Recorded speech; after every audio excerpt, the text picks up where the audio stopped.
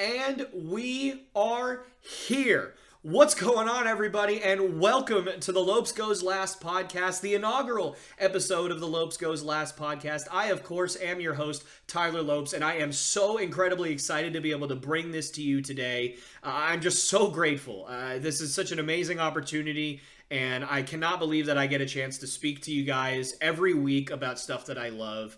And I've been working very hard to get this to you guys for a very long time, so I'm glad that it's finally come to fruition and I finally get this opportunity. So I just kind of wanted to take a few minutes here at the beginning of this first podcast, again, since this is the inaugural episode, to just kind of give you guys a breakdown as to how it's going to look. But before I do that, if you did just happen to stumble upon this for the first time, you haven't missed anything. Don't worry, it is the inaugural episode, as I said before. But if you did happen to stumble upon this and you are not subscribed, please feel free to do so. Please do subscribe. Please like the video if you do end up enjoying what you hear and what you see. And also share this with your friends and your family. We want this thing to grow, and we want it to grow as quickly as we can, and the only way that we can do that is with your guys' help. So please subscribe, like the video, and share it with all of your friends and your family.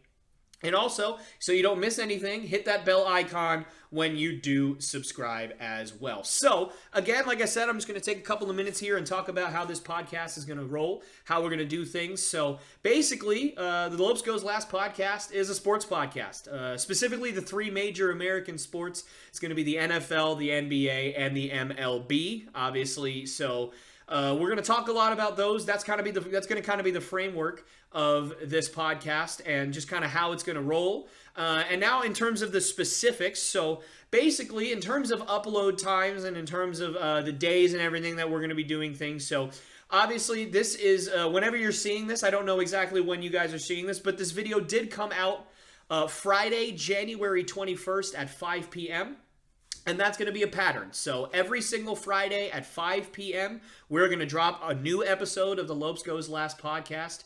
And it's going to be, again, full episodes on Fridays. And we don't have any clips as of yet because, again, this is the first episode. So we wanted to set a hard date on that. But starting next week, so this following Tuesday, we're going to be uploading clips every single Tuesday at 8 p.m. and every single Thursday at 8 p.m. It can be any clip from the podcast that we decide. So there's not really going to be a rhyme or reason to it. It could be a clip 1 week from a certain segment, and then the next week it's going to be a completely different clip, completely different segment. So you just never really know what you're going to see, but it's just going to be kind of a preview of what's to come for the full podcast that, again, are going to come out every Friday at 5 p.m. So once again, just to kind of overview, every Tuesday at 8 p.m. and every Thursday at 8 p.m. there will be clips, and then every Friday at 5 p.m. Eastern Standard Time, of course, on all of those times, will be the full episode of the Lopes Goes Last podcast each and every week, barring any unforeseen circumstances. That is how it's going to run from now on. Now, in terms of the plan for the actual podcast itself, as in the each and every individual episode of the podcast, here's how I'm kind of looking to do things. So we're going to break things up into three different segments. The podcast is going to be roughly 75 to 90 minutes. That's at least the goal for now. This one may be a little bit longer, obviously, with the introduction and just kind of talking about how the podcast is going to work. Although it may be a little shorter than I'm anticipating. We're going to find out, obviously, as we go along. But in terms of the segments, as I said, there's going to be three different segments. The first two, the goal is for them to be about 30 minutes in length each.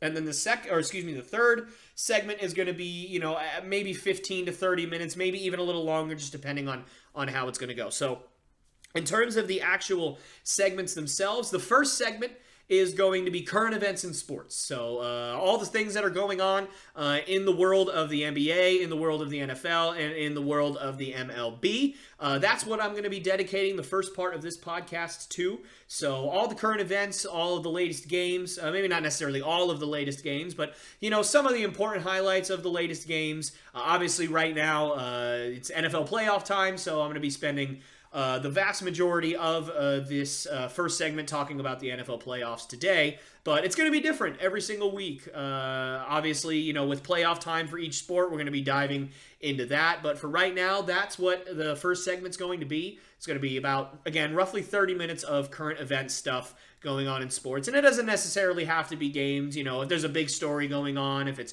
MLB, NBA, NFL free agency, if the drafts are coming around, whatever the case may be, that's what the first block is going to be dedicated to. The next 30-ish minutes is going to be what I'm calling Tough Talk.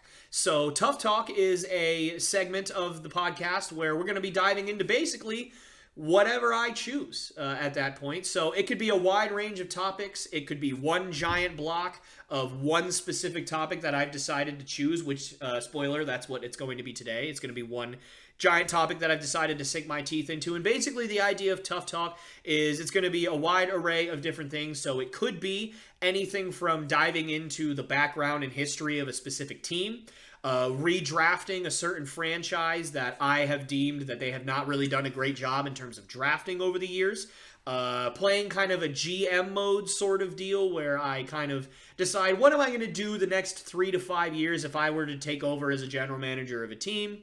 Talking about a specific thing that's going on in sports that I feel like deserves its own segment. Whatever the case may be, it's going to be different, hopefully, each and every single week.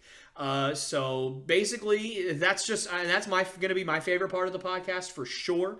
I'm very much looking forward to kind of being creative with you guys and just really diving into everything. And I'm just really looking forward to hearing what you guys think about it. Maybe even you guys being able to participate should this continue, and should this really blow up and really start to take off. So again, that's kind of what the second segment's going to be, is just kind of a topic that I've decided to choose. And we're going to just take a really deep dive into it. And the reason I call it Tough Talk is because, there's going to be a lot of criticism involved. I might be criticizing a general manager, a coach, a player, whatever the case may be. It's going to be, a lot of criticism. So I thought Tough Talk would be a pretty good idea for a name for the segment. And the last segment, as I said, the first two are going to be about 30 minutes long. This one, not going to quite be as long probably most of the time, because this segment is going to be all things Boston. For those of you who don't know, I grew up in Massachusetts for the first 11 years of my life. I have always been a Red Sox, Celtics, and Patriots fan, and so the last block of this podcast is going to be dedicated to talking about players, stories, current events, games, whatever the case may be, of those three teams. And then obviously, if there's something going on with the Bruins, or if they're in the Stanley Cup, or if there's anything else going on in the city of Boston that I feel like needs to be spoken about and talked about in the podcast, that will be included in that block as well. And basically, like I said, it's going to be different times every single week. So, 1 week it might be 15 minutes, 1 week it might be 40 minutes, 1 week it might be 5 minutes. It really depends on how much material I have for that week just on those teams alone. So we'll just kind of see how it goes. But again, just to kind of recap, first 30-minute block's going to be about current events in sports. Second block's going to be basically whatever I choose it to be. Hopefully it's going to be a little more of a creative block for you guys, and it'll be very interesting for you. And then obviously the third block's going to be all things Boston. So that's kind of the overview of kind of how this is going to go. It could change, obviously. The time lengths could change. The topics could change. It just depends on how this goes. But for right now, that is the plan. And there are going to be timestamps, by the way, on the little meter thing. I don't know exactly what it's called. But basically, there's going to be timestamps where we kind of block into those segments. So feel free to skip ahead if you don't really want to hear about a specific game or anything like that. Or if you just want to skip ahead to the creative part or to the All Things Boston part, whatever the case may be. Whenever you're here, feel free to do that, or feel free to listen to the whole thing. If you want to hear about all of it, I'd certainly appreciate that. But for right now, let's get right into it. First up, again, first block, current events. First thing I want to talk about, you got to talk about the national championship. I know I just said I'm talking about the NBA, NFL, and MLB, but there will be some college stuff thrown in there as well, especially important games like the national championship game, or if the draft is starting to roll around for any of those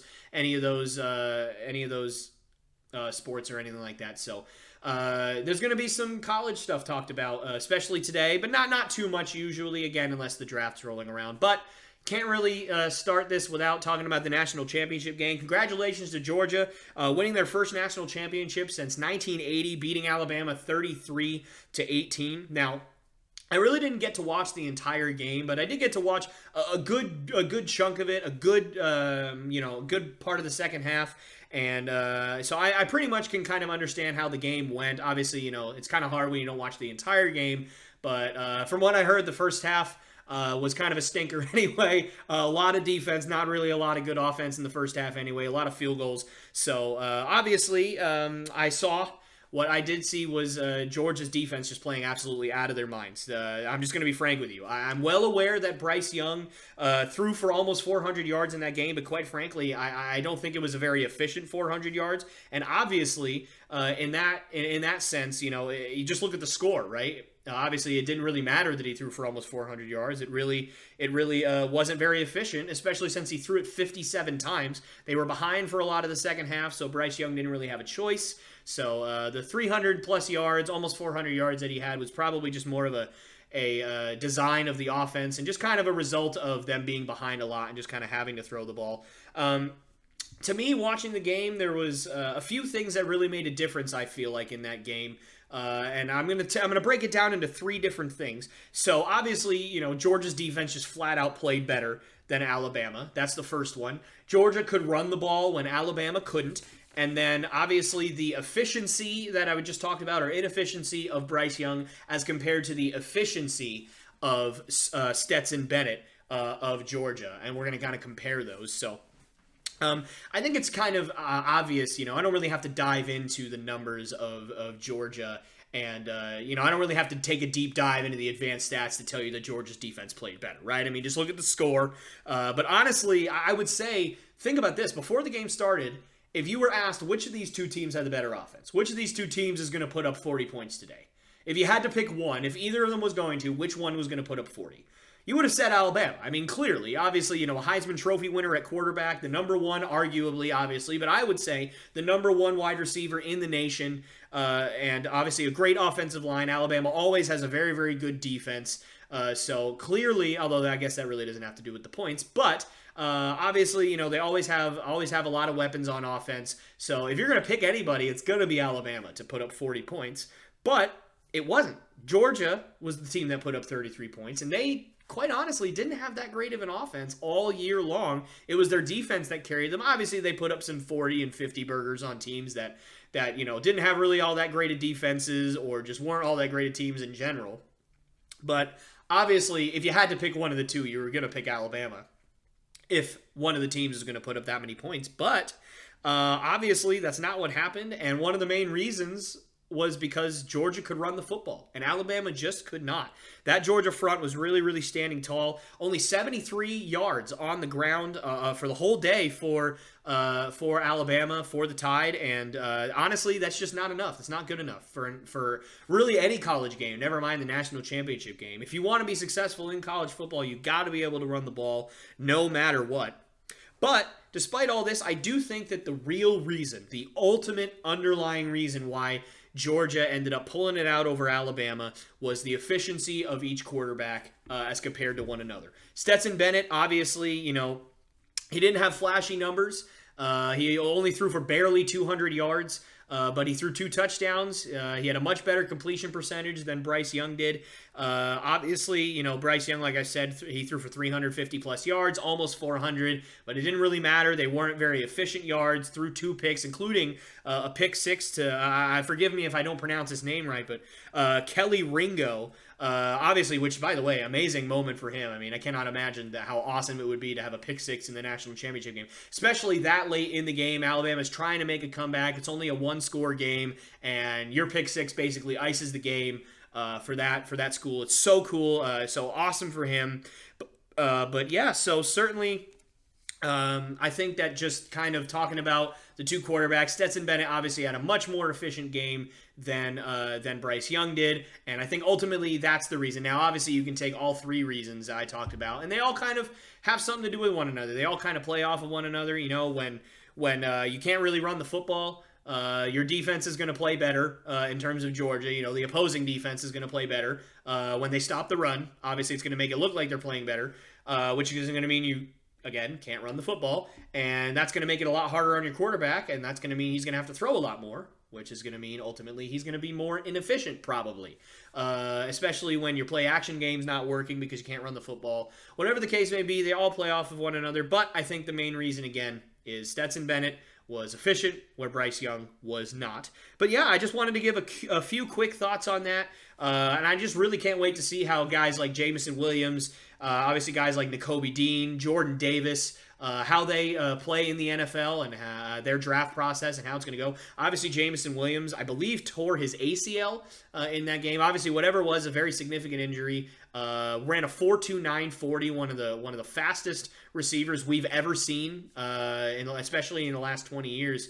But obviously, really, really sucks to see that. One of the best wide receivers, I believe the best wide receiver in the country. And yes, I am saying that as an Ohio State fan and knowing Chris Olave and Garrett Wilson both exist. I still say that Jameson Williams is the best wide out in the country. So really, really stinks to kind of see that. Stinks to see somebody go down like that. But, again, like the other guys, like Nakobe Dean, Jordan Davis, all the other guys that are going to the draft from those two schools, I cannot wait to see just kind of how it plays out and how they develop. It's going to be a lot of fun. And with that, we're going to move on to the playoffs. We're going to talk about the NFL playoffs. We're just going to kind of go game by game here, just kind of give you guys some thoughts that I have here. So obviously moving on to this week, the first game we had was Saturday.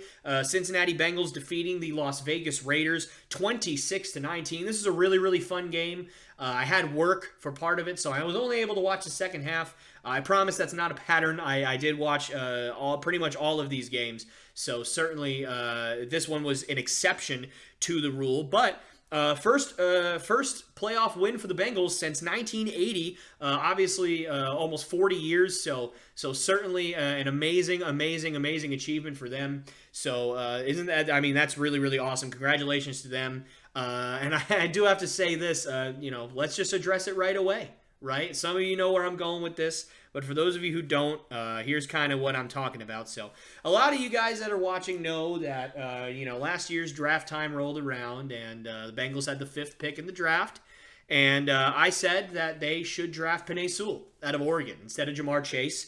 My reasoning for that, it was multiple reasons. Obviously, it had nothing to do with Jamar Chase's talent. I knew Jamar Chase was an absolute freak, although it wasn't completely guaranteed. He did take an entire year off last year, obviously with COVID. Guys could opt out, and he chose to do that. So he hadn't played in a year, so it wasn't guaranteed that he would be unbelievable. But certainly my decision-making, I can say from the bottom of my heart, had nothing to do with Jamar Chase's talent or lack thereof. I absolutely loved and still do love Penei Sewell coming out of college. He had a really, really good year for the Lions. Although, obviously, the Lions really were not very good this year. So, you'd be forgiven had you not known that Penei Sewell had a good year. He had his struggles at times, but overall, he had a really, really, really solid season for them. And I really, really thought that Jamar Chase would not help the Bengals nearly as much as Penei Sewell would, which, I mean, in hindsight is very silly to think, but it was not unwarranted. It wasn't an unwarranted kind of topic to think of, and the reason is because, quite frankly, Joe Burrow was on his back a lot last year, and that's even when he played. I mean, he was just getting absolutely destroyed by his offensive line, basically lack thereof. His offensive line, we like to say, was a revolving door. They were just letting guys go and just hit them all day long, and it just was not good. And I was very worried because obviously Joe Burrow's your franchise guy. I was thinking, obviously the Bengals have a lot of weapons, and this year's really showing it. But, even without Jamar Chase, you have T. Higgins, who's a very, very good wide receiver. Tyler Boyd's been one of the best slot guys in the NFL for the last 5 or 6 years, if not more. And then obviously I kind of thought that CJ Uzomah was really gonna step up this year, and he has. He's done really, really well. And so I kind of thought if you're gonna focus on the offense, you got to protect your franchise QB. And obviously that's not even to mention Joe Mixon, one of the best running backs in football, ran for over 1,000 yards last year. Just certainly a fantastic young running back. And in order for him to be successful, you want to really improve that offensive line too. So quite frankly, I thought that it just made sense to go with Penei Sewell. Obviously, in hindsight, that was a silly notion, considering how amazing Jamar Chase has been for them and how well they have performed. So, obviously, I could say that I was wrong. I think it's fair to say, though, that I was half wrong. And the reason why I'm going to go into it right now.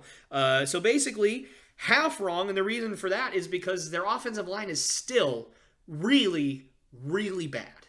I mean, let's just kind of dive into a couple of numbers here that I have written down. So, Joe Burrow was sacked 51 times in 16 games and was also hit over 90 times, which both ranked 29th in the NFL. And no, I do not mean that he was hit the 29th least. I mean he was hit the 29th most. He was hit the 29th least, as in the the third most out of the NFL. So certainly not very good. Again, being hit way too many times for a young QB. I mean, just look at what happened to Andrew Luck. The guy was hit so many times he had to retire at 29. Now, obviously, the part that I was wrong about was when I said that Joe Burrow was not going to be, it didn't matter, basically, how many weapons he had on offense if he was always on his back. And clearly that was not correct, because it definitely mattered. How many weapons Joe Burrow had, because even though he was always on his back, he always found those guys, and they've been very, very successful. He took all those hits. He was still able to throw for 4,500 yards this year, 35 touchdowns, only 14 picks. And obviously Jamar Chase had a lot to do with that. 1,000 yards, and just really, really played unbelievable this year. So yes, was I wrong about the offensive line and needing an amazing offensive line to be successful for the Bengals this year? Yes, I was. Was I wrong about the offensive line being absolutely abhorrently bad? No, I was not. Their offensive line still is very bad. I think they could really look to add a couple of guys on that line in this year's draft. Hopefully you're not going to need to draft a lot. Obviously, you do need secondary for the Bengals, but I think still focusing on the offensive line is key for them. And also just kind of looking at, look at the Chiefs last year. Their only weakness was the offensive line, despite having an unbelievable offense, and they were absolutely exposed in the Super Bowl by the Bucs. I mean, Patrick Mahomes was running for his life all night that night, and it was his offensive line. They could not hold up. And so, we're going to see kind of how that plays out once you start facing really, really good defenses. Good defenses like the Chiefs, like the Bucs, like I would say Cowboys, but we'll get into that later. But there's a lot of teams that are still in it that have really good defenses, like the 49ers and the Packers. Obviously the Chiefs, obviously the Bills. So, we're going to kind of see how it plays when they start playing against those top tier defenses in the playoffs. It's going to be really, really tough, but we'll see how it goes. But man, in terms of this game, Jamar Chase was absolutely fantastic, over 100 yards again. Joe Burrow played really, really well, or at the very least, he played well enough to win, which at a certain point, that's all you really need to do as a quarterback in the playoffs. Just play well enough to win. Trey Hendrickson is an absolute animal. I love that guy. He's one of my favorite players in the NFL, and I'm really excited to see, where the Bengals go from here, and can they keep this momentum going?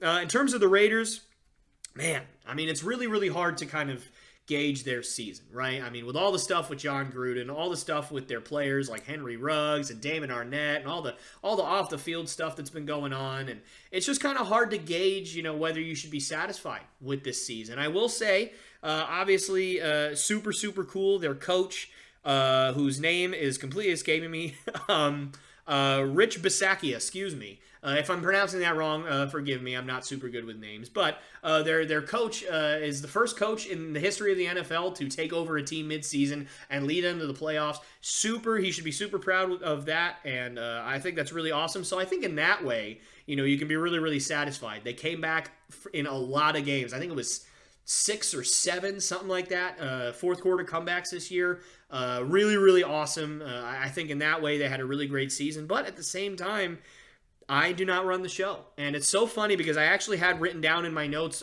before I started recording that I really thought that GM Mike Mayock was not going to be able to stick around. Not necessarily due to the play on the field, but just because there's a big stigma. He's missed on a lot of his first-round picks. A lot of his first-round picks have not done particularly well. Alex Leatherwood has not performed very, very well as a first-round pick this year at guard. They drafted him as a tackle, couldn't play tackle, moved him to guard. Obviously, a guy like Damon Arnett, who's not even there. Henry Ruggs, not even there anymore. Gary and Conley, not even there anymore. Cleveland Ferrell just has not lived up to the hype. A lot of, if not all of their first round picks have not really performed up to snuff, but they've hit on a lot of their late round draft picks. So, in a certain way, that's really what matters is how well is your overall draft. And he's done a pretty good job in terms of that. So, I didn't necessarily think that it was because he was a bad general manager or he's bad at drafting. I thought it was literally just going to be because of all of the off-the-field stuff. And obviously, you kind of know where I'm going with this. If you don't know, Mike Mayock was fired on Monday, I believe. It was either Monday or Sunday. I can't remember which one. But very recently, after I kind of was like, I think it's going to happen. And obviously, it did happen. A lot of the off-the-field stuff caught up to him. But, I don't think he's a bad general manager again. I don't think he's bad at drafting. I'm not sure he'll get another general manager job, just kind of with the stench of John Gruden and all that stuff going on still. But I do think he'll find a job somewhere. He's smart. He's obviously very good at drafting. And he took a team with, honestly, not a crazy amount of talent and took them to the playoffs against all odds in a really tough division to do so, especially with the Chargers really coming up. But with that being said, I don't think the Raiders, they need a lot this offseason. I don't think they're going to end up making the playoffs next year. I think it's going to be really, really tough for them to get things going, especially, again, with the Chargers just kind of coming up, and Justin Herbert is a really, really phenomenal young QB. They got a lot of weapons out there. Their defense is going to improve. They have a lot of talent on a lot of ends over there in Los Angeles. So we'll see how it goes. But again, I don't really think that the Raiders are going to be in the playoffs next season. But we'll see how it shakes up.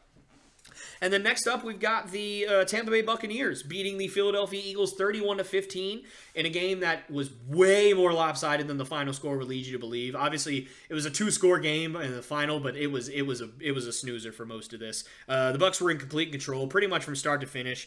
Gave up a couple of late garbage time touchdowns that really didn't matter. Now, it wasn't a perfect game for the Bucs by any stretch of the imagination.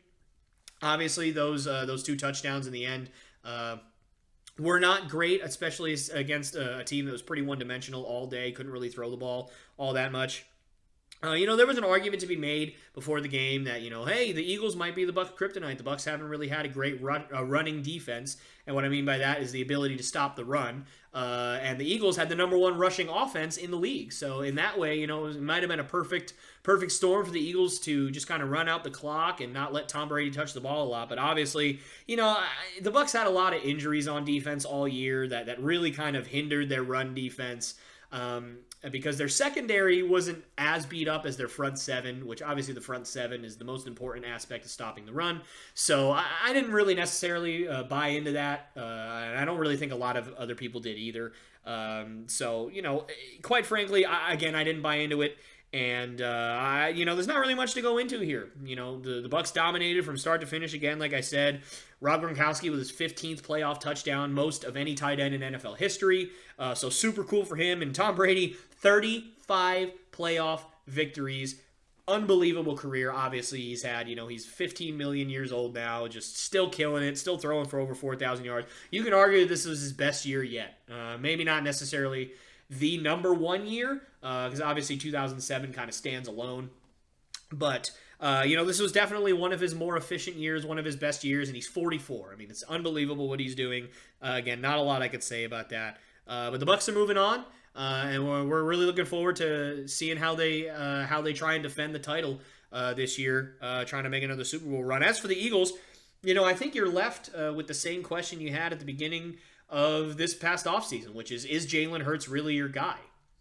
And I'm not necessarily sure. I mean, I thought, I had a certain direction I was going to go in with this, but then, all the information came out that he was playing really, really injured, couldn't really throw the ball, couldn't really breathe. Honestly, I can't remember exactly what the injury was, but it was very serious. It's going to require surgery. How much can you really gauge his performance now? If he was really that badly injured, how can you say, he didn't perform up to snuff? Well, the guy was, playing through injury. It's kind of like the Baker Mayfield argument. Baker Mayfield had a really bad year, but the guy had like 13 different injuries, and he was playing through all of them. So, how effective can you really be? Now, obviously, you could say, well, if you're not, if you can't play at your best, then, let somebody who can be out there. But obviously, Gardner Minshew might not necessarily be the answer, but Gardner Minshew's not a bad quarterback. He was a starter for a little while in Jacksonville, so maybe there is an argument to be made that Jalen Hurts should have just relaxed. But when you feel like you're playing for your job, you do whatever you got to do to really to solidify that, and he did all he could. Obviously, I feel like he still might not necessarily be the guy. I don't really see. I kind of put him and Tua in a similar camp. Hurts is a little bit better of a thrower than Tua is. But I just think that I think that Hurts and Tua are kind of in a similar scenario where just their skills aren't really translating to the NFL nearly as well as they did in college, which happens a lot. It's not necessarily uncommon. You see that happen all the time. But it is really crappy because, Jalen Hurts is a good quarterback. He obviously has a phenomenal stories. All stories point to that he's a phenomenal person. So, it is really crappy. But I just think that I think that he might not be the guy. But, you never know. We'll see how it goes. But either way, I do think that this really isn't the year to fix that. I think you give Jalen Hurts one more year at least. Especially because, quarterback class in this year's draft, not all that good. And unless you're going to trade Jalen Hurts for a more established quarterback, which I'm not sure you really want to do, although you could do it with all the draft picks that the Eagles have. I just don't think that's really in the cards. For me, I think that this year, obviously, 3 first-round picks for the Eagles this year. I think this is the year to move up, take one of the stud pass rushers in the top 5, take like a Kayvon Thibodeau or Aiden Hutchinson. You'd have to trade up to number 1 or 2 to really do that. But obviously, take one of the stud pass rushers up early in the draft, and then maybe take like a Roger McCreary out of Auburn, a real stud man shutdown corner out of Auburn. Had a really great year this year. Take somebody like that, maybe trade trade 2 of your 3 first-round picks to move up, so you only end up having 2. Have one really early, have one really late, and with that late one, take a Roger McCreary, take a Trent McDuffie, take somebody just like that. Really solidify the back end of that defense. Darius Slay can't cover everybody by himself, and there's really not much help in that secondary right now other than him. So I think, honestly, QB, again, this year is not really all that great, so I'm not sure any of them right now, unless you're going to trade up and take a Kenny Pickett, which I don't think it's a good idea for the Eagles. You have 3 first-round picks. At that point, if you're going to take a quarterback, just take one a little bit later. But I wouldn't do that either because, again, I don't think any of the quarterbacks, except for maybe Kenny Pickett, are better than Jalen Hurts right now. I don't really trust anybody. I don't trust a Malik Willis. I don't trust a Carson Strong to be that good that quickly. Or at least better than Jalen Hurts at that rate. So I think, again, you solidify the defense, but we'll see how it goes because they do have a lot of picks, so there's a million different ways they could go. They could trade up, they could trade back, they could stay where they are and take 3 really good prospects. So we'll kind of see how it goes for the Eagles, and we'll see if they're back. We'll see if those first-round picks really translate, and, it's a tough division over there. But I kind of put the Eagles, Giants, or not necessarily the Giants. The Giants are pretty bad, but I definitely kind of put the football team and the Eagles kind of in a similar spot in their rebuild. They have talent on a lot of ends, but we'll see how it goes. Next up, 49ers and the Cowboys. Man, what a game that was. It was definitely my favorite game to watch all weekend, I would say. Obviously 49ers, they went into Dallas and they beat the Cowboys 23-17. Again, really fun one to watch. And not every low-scoring game is a fun one to watch, but this one really, really was. I was very entertained. Certainly had a great time watching that. But man, looking back on it, it made perfect sense, I guess, how it ended. The Cowboys screwed it up again.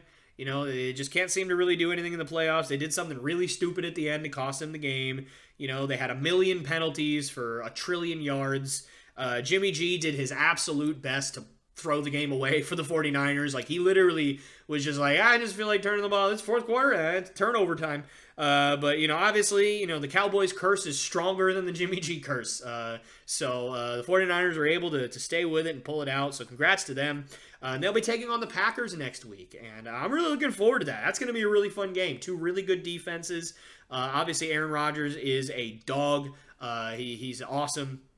And honestly, they may be one of the only teams, they meaning the 49ers, maybe one of the only teams that has a real chance to stop the Packers offense because, the 49ers, you saw it this week. You saw it on Saturday where, they can rush 4 guys and still pressure the quarterback consistently every single play. And you don't see that very often. And they did it without Joey Bosa for a lot of the game. and without Fred Warner for a lot of the game. And they really stifled the Cowboys offense that I think was number 1 in the NFL this year. If not number 1, they were definitely top 5. They were certainly one of the most potent offenses in football this year, and they just could not get anything going. CeeDee Lamb was invisible. Granted, he did make a couple of really long catches that were negated by penalties, which obviously he can't control. But, he was basically ineffective. Amari Cooper only had a couple of catches. They were without Michael Gallup. So certainly they struggled a lot. But again, congratulations to the 49ers. They'll be moving on. And for the Cowboys, what do you expect at this point? I don't really know what else I can say about the Cowboys. Obviously this is the first episode of the Lopes Goes Last podcast, so I haven't said it in the context of YouTube, but I've been saying it for years.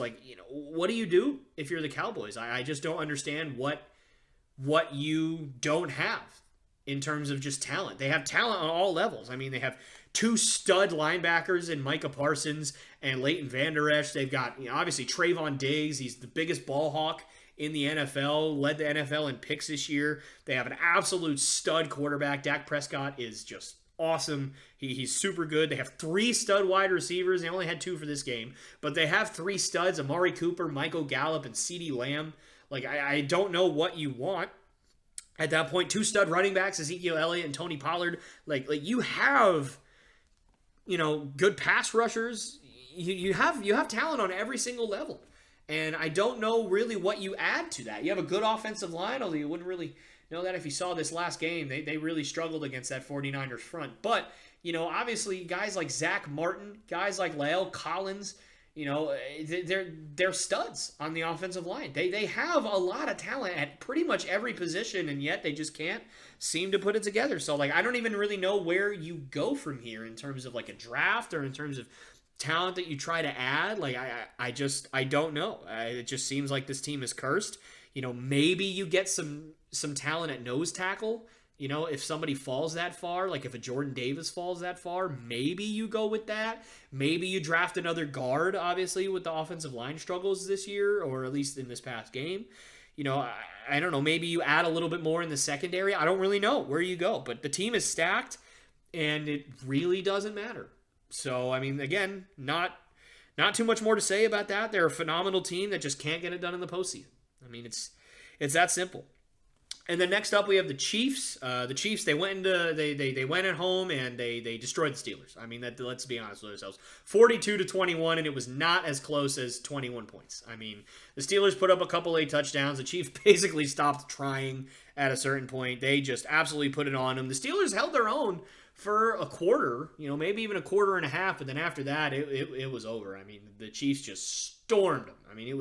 It was really brutal to watch. Mahomes looked absolutely phenomenal. The Steelers defense had no answers after the first quarter. But man, let me say this: TJ Watt, that guy is an animal. That guy, if he doesn't win the Defensive Player of the Year, I'm gonna flip. I don't know who has been a better defender this year than TJ Watt. He's just an absolute animal. You have a lot of great defenders out there. Obviously, I talked about Trayvon Diggs, led the league in interceptions. Jalen Ramsey's probably the best corner in football. You got a guy like even Micah Parsons on the team, had a phenomenal rookie year, and he's probably even going to get Defensive Player of the Year looks as a rookie, which you don't really see that very often.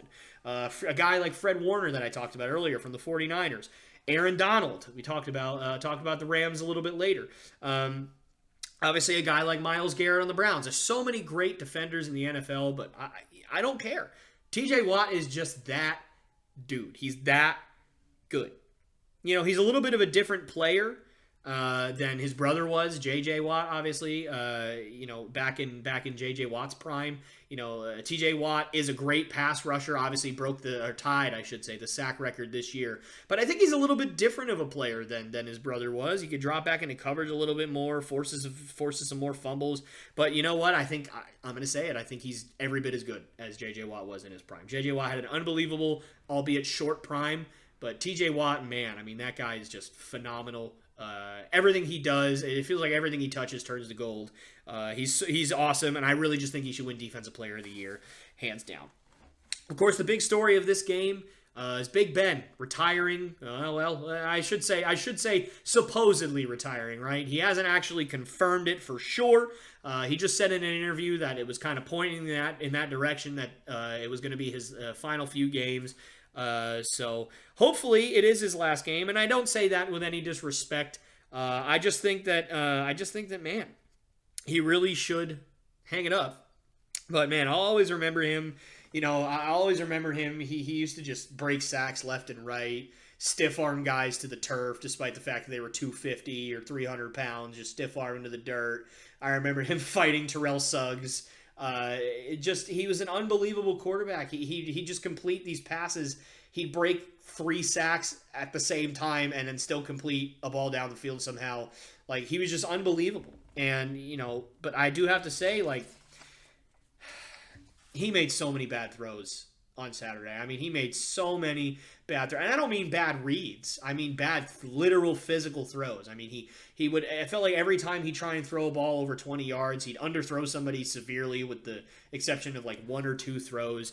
It just wasn't good. I mean, he made a lot of bad throws. His arm, his body, it just isn't holding up anymore. And so, he gave it his all to the Steelers and to the game of football, and I just think that he should hang it up. I think that he should stop. He should just save his body, save his mind. Obviously with CTE stuff, he was a very physical quarterback. I know you don't really hear that term very often, a physical quarterback, but if there ever was one, it was Ben Roethlisberger. He took a lot of hits. There's a reason why he is retiring with the most sacks, or the most sacked quarterback in the history of football. He was hit a lot, and he would seek out contact sometimes. He was a very physical quarterback, and I think he just, save your body, save your mind, go spend time with your kids, kick back, relax. You've earned it. And again, Ben, thank you so much for everything you've done for the game, and I say this with all due respect, but please retire. I don't want a story, in 20 years coming out that, something bad happened to you, you had CTE, you took somebody's life, or God forbid you took your own. I don't want any of that to happen. So please, while you still have your sanity, while you still have your mind, while you still can walk and play with your kids, hang it up. And it's weird. I think a lot of Big Ben, like I thought about Drew Brees. Now, obviously, they're 2 completely different quarterbacks, but, I grew up and Drew Brees was in the NFL. And I grew up and Big Ben was he was on the Steelers. I'm not going to know a world where Ben Roethlisberger is not the quarterback of the Pittsburgh Steelers. And it's weird to think about, but obviously it's, something we all have to get used to. But as for the Steelers, where do they go now? What do they do now? Obviously, first order of business is probably going to be to get a quarterback. Because, if there's anybody out there, and, you might be out there, I don't know. But if there's anybody out there who thinks that Mason Rudolph or Dwayne Haskins is your answer long-term at quarterback, I'm so sorry, but no. And you're dreaming. I mean, it's nice. It's nice to think that. I mean, I'm an Ohio State guy, so obviously I was a big fan of Dwayne Haskins. But no. So what do you do at quarterback? And I know I said that this year's quarterback class is not the best, and it isn't. But I do think a guy like Carson Strong or a Sam Howell really fit your scheme if you're Pittsburgh. A big physical, big arm quarterback. Both of those guys are. But I think out of the 2, Carson Strong is probably your best guy out of Nevada. I think he's a really great fit for them. Again, he plays a similar style to Big Ben. He's not the most mobile QB, but he's got a big arm. He can make all the throws. He's big. He's strong. Get it? I'm sorry. Obviously, I think that he would be. I think that he'd be a good fit. We'll see kind of how it shakes up. I don't exactly remember the exact number of the pick that the Steelers have. It should be somewhere around 20 to 24. That should be about where they are, and I think that Carson Strong should be there. If not, Sam Howell will definitely be there out of North Carolina. One of those 2 guys would certainly be a great fit. I do think Carson Strong's a little bit better, though, out of the 2. But obviously, another thing that they need is O-line. I mean, even, the Chiefs' front 7 is not the best in the world in terms of a pass rush. But, man, the Steelers were just picked apart yesterday. The Ben was, again, just being hounded all night. And again, I mentioned earlier, Big Ben has been sacked more than any quarterback in history. There's a reason for that. I mean, the last handful of years, 7-ish, definitely the last 4 or 5 years, the Steelers' offensive line has been bad. I mean, it's just been bad. They got rid of James Conner, who this year, again, proved that he's a great running back. Had, I think, 18 or 20 touchdowns for the Cardinals, who, again, we'll talk about the Cardinals later. But, and they got id of him thinking that he wasn't a good enough running back, and that's just not true. Now, Najee Harris is amazing. I mean, I love Najee Harris. Really good at protecting the football, although he did have a fumble in this game. I think it was his first of the year, too. But, obviously a big physical runner, reminds me a lot of a Derrick Henry. Obviously, Derrick Henry is an alien, so I don't think anybody's going to be able to live up to Derrick Henry, but big physical running back, he's great, but ultimately, no matter how many 1,200-yard rushes the Steelers have, they could have a 1,600-yard rusher if they had a better offensive line.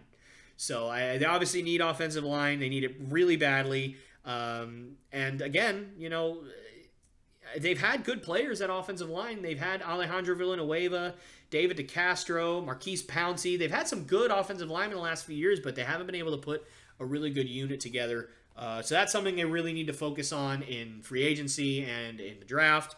Obviously, it's a lot easier to take offensive linemen later in a draft and develop them than it is quarterback. So I think early you focus on quarterback, get that solidified, jump right back in the playoff picture, and solidify your offensive line from there. But, knowing the Steelers, they'll probably just take another running back or tight end in the first round.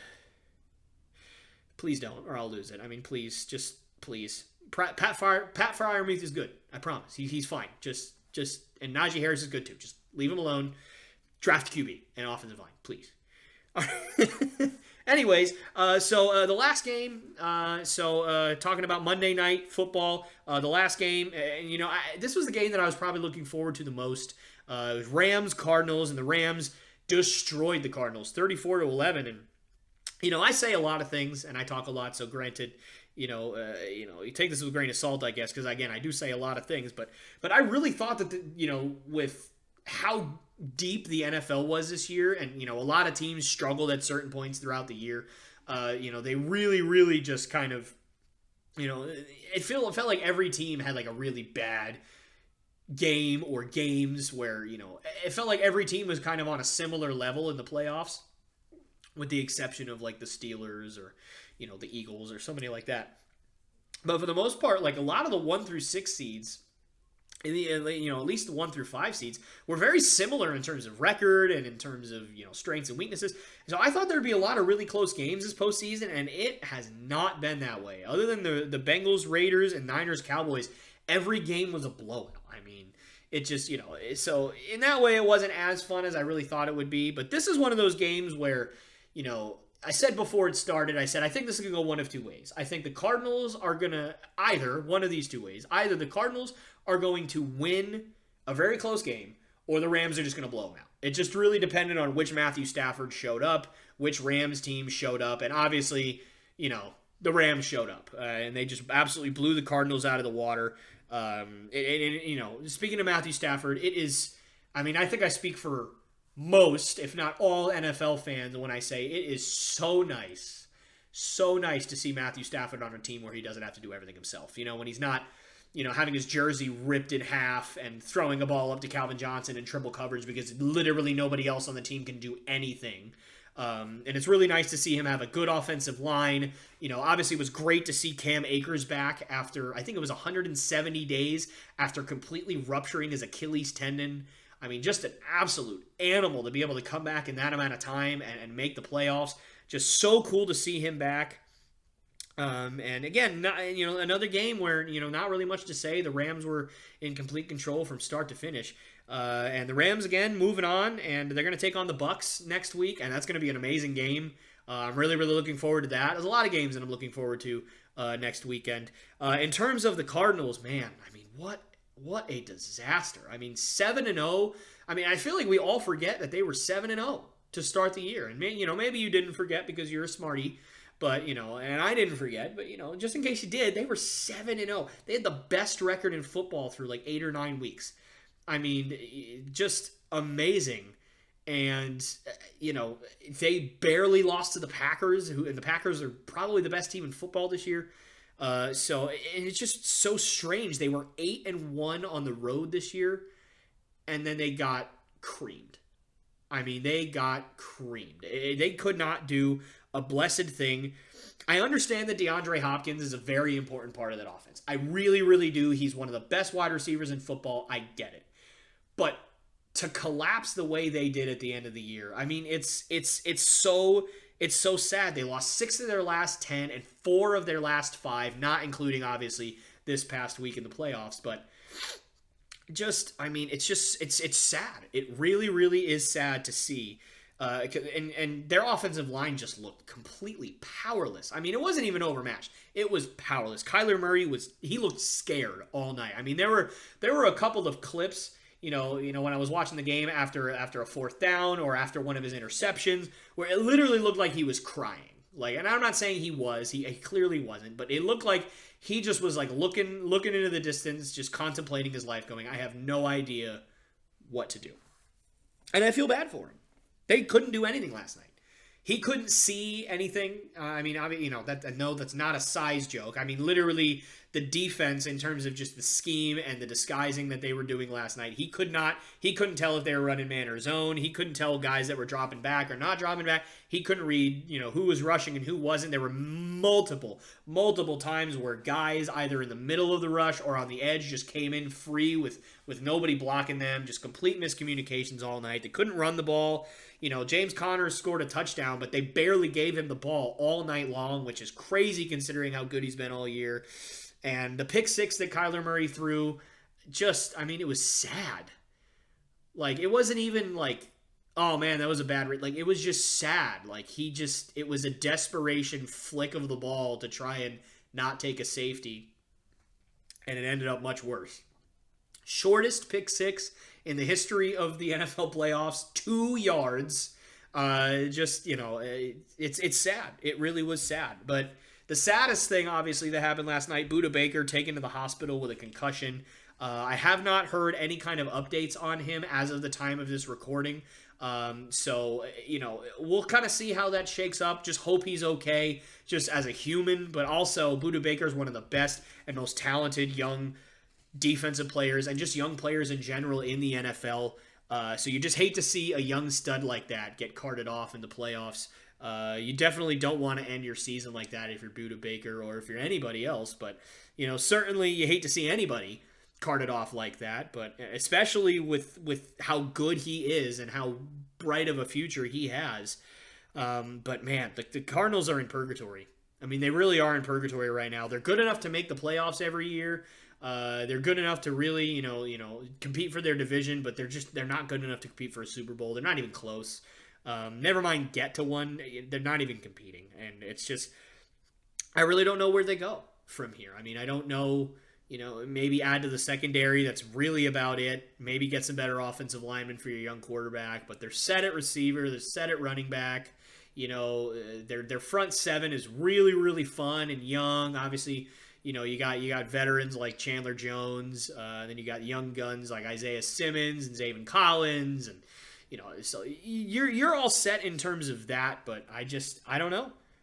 I really don't know. I mean, they're a lot like the Cowboys, and not in the cursed way, but just in the way of man, I don't really know where you go from here. I don't know what you add. Obviously, I would say if I had to pick something, I'd say secondary. But you just don't know. I don't really know. So, it's hard for them to be putting it all together. I mean, they're just not doing it, and I'm very excited to see what Cliff Kingsbury decides to do going forward.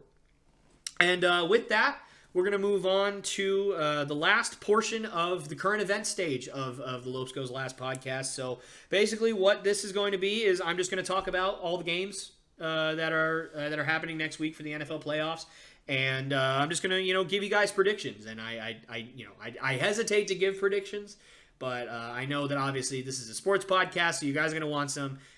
So I'll give you guys that. But again, everybody just seems to focus on what you get wrong instead of what you get right. I could get 15 things wrong, and 15 things right, and if I get one thing wrong, then that's all anybody's gonna focus on. But I will do it, and I'm going to right now. So next week, here's what the docket looks like. On Saturday, we have Bengals at the Titans.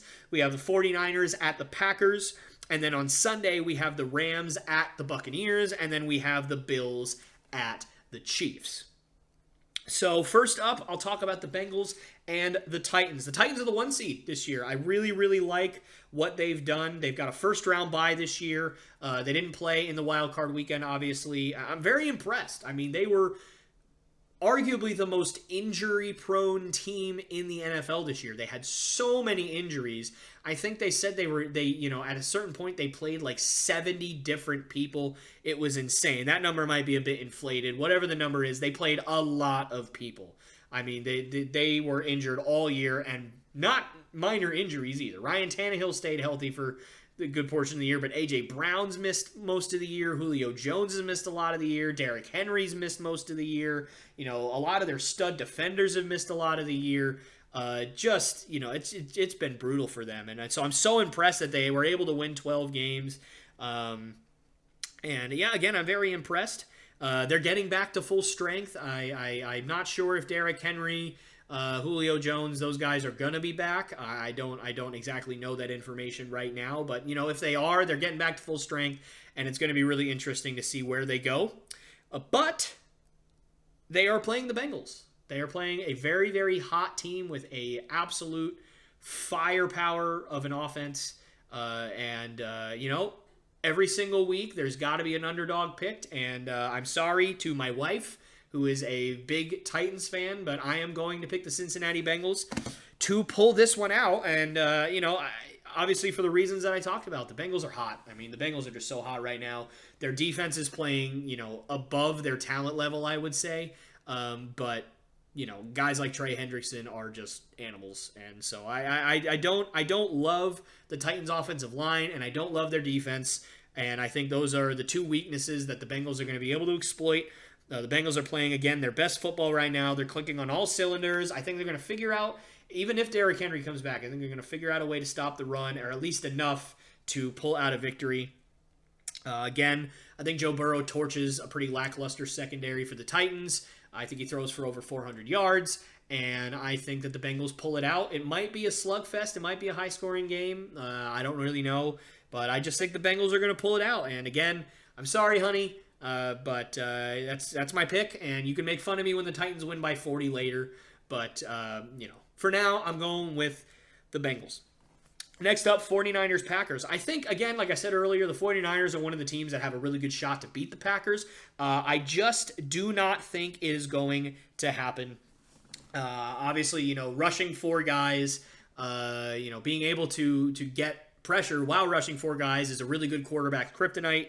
But I don't think it really matters in this case because Aaron Rodgers and the Packers are just too darn good. They're at home in Lambeau. And obviously, both teams have really good defenses too. You could say everything I said about the 49ers, you can say about the Packers. They get a lot of pressure too while only rushing 4 or 5 guys. So, and when, in a competition between Jimmy Garoppolo and Aaron Rodgers, which quarterback am I taking under pressure? Aaron Rodgers. Every single time. So again, I'm taking the Packers. 49ers, they've had a really great bounce back year from a rough couple of years. But obviously, I think that their season ends in Lambeau. I don't think Jimmy G plays very well against the Packers. I think their defense really swallows them up. And I think next year, hopefully, they're going to hand the reins over to Trey Lance and give him a go. He's learned enough, I think, behind Jimmy G. And Jimmy G, I believe his contract is up after this year. So hopefully, they'll be able to hand him the reins. I don't really know why Kyle Shanahan keeps calling complex West Coast offenses for Jimmy G, but he does, and Jimmy G just keeps not performing well, and has proved that he's not really able to handle the responsibility. So I think the Packers win, and they move on to the NFC Championship. Next up is Rams Bucks, and this one's pretty easy. I'm taking the Bucks. And I know it's weird. Why is that easy? I mean, the Rams even beat the Bucks early in the season, but I mean, I just think the Bucks are too good right now. They're back to full strength, or at least they're getting there. Obviously, they had a couple of injuries in the game against the Eagles to their offensive line, which might really, really, really, really, really, really, really hurt them against the Rams, especially with that front seven with Aaron Donald and Leonard Floyd and Von Miller and the like. But it's uncharted territory for Matthew Stafford. And I just don't see him rising up to the challenge and outdueling the GOAT in his house. I just don't see it. Again, like I said, the Rams did beat the Bucks earlier in the season, but again, the Bucks had a lot of injuries. And the Rams were, I don't know if you guys remember how good the Rams were at the beginning of the year, but they were absolutely on fire. And so they could have probably, they could have beaten a team of all Pro Bowlers probably, which I mean, pretty much what the Bucks are at that point. But I think it's going to be a really good game. It's probably going to be, a game that's like a 31-28 or a 27-24, something like that. Going to be really close, going to come down to the wire. And that's exactly why I'm picking the Bucks. Because if you think that a lifelong Patriots fan is going to bet against Tom Brady in the clutch in a really close game in the playoffs at home, you're out of your mind. Bucks, I think they're going to win here. They're going to meet the Packers in the NFC Championship game, which means it's going to be Bucks-Packers at Lambeau in the NFC Championship game for the second straight year. And last up, we have the Bills and the Chiefs. And you know what? Maybe I'm just upset. Maybe I am just upset that the Buffalo Bills took my Patriots behind the woodshed on Saturday, but I am taking the Chiefs. The Chiefs just looked so impressive. I mean, they started off the year really, really poorly, and people were saying they weren't even going to make the playoffs. I didn't buy into that. I figured that they would turn it around. Their offensive line was really underperforming. Patrick Mahomes is trying to do everything himself, despite the fact that he really doesn't have to.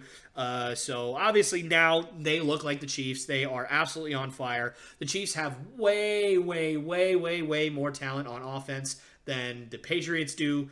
Again, no offense to any of the players on the Patriots, but, I mean, let's be honest with ourselves. Tyreek Hill, Mecole Hardman, Travis Kelce.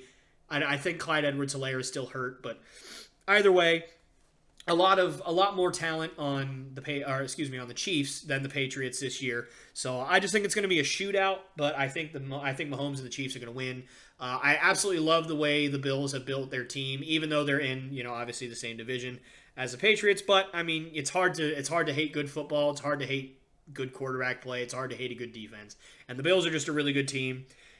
And I think if the seeding were differently, this easily could have been the AFC Championship game. I would have picked the Bills to beat the Bengals every day of the week. If that's kind of how it shook up. But obviously that's not how it shook up, so we're getting it a week early, which is super cool. But again, I'm picking the Chiefs. So that's everything. That's everything for this weekend. But wait. Tyler Lopes, come on, man. You didn't even talk about the Bills and the Patriots. You didn't even talk about that game. Well, like I said at the beginning, the last segment is going to be talking about all things Patriots. So we will cover that a little bit later in the All Things Boston segment. Don't worry, you're going to see me cry soon enough. But for now, let's move on to Tough Talk.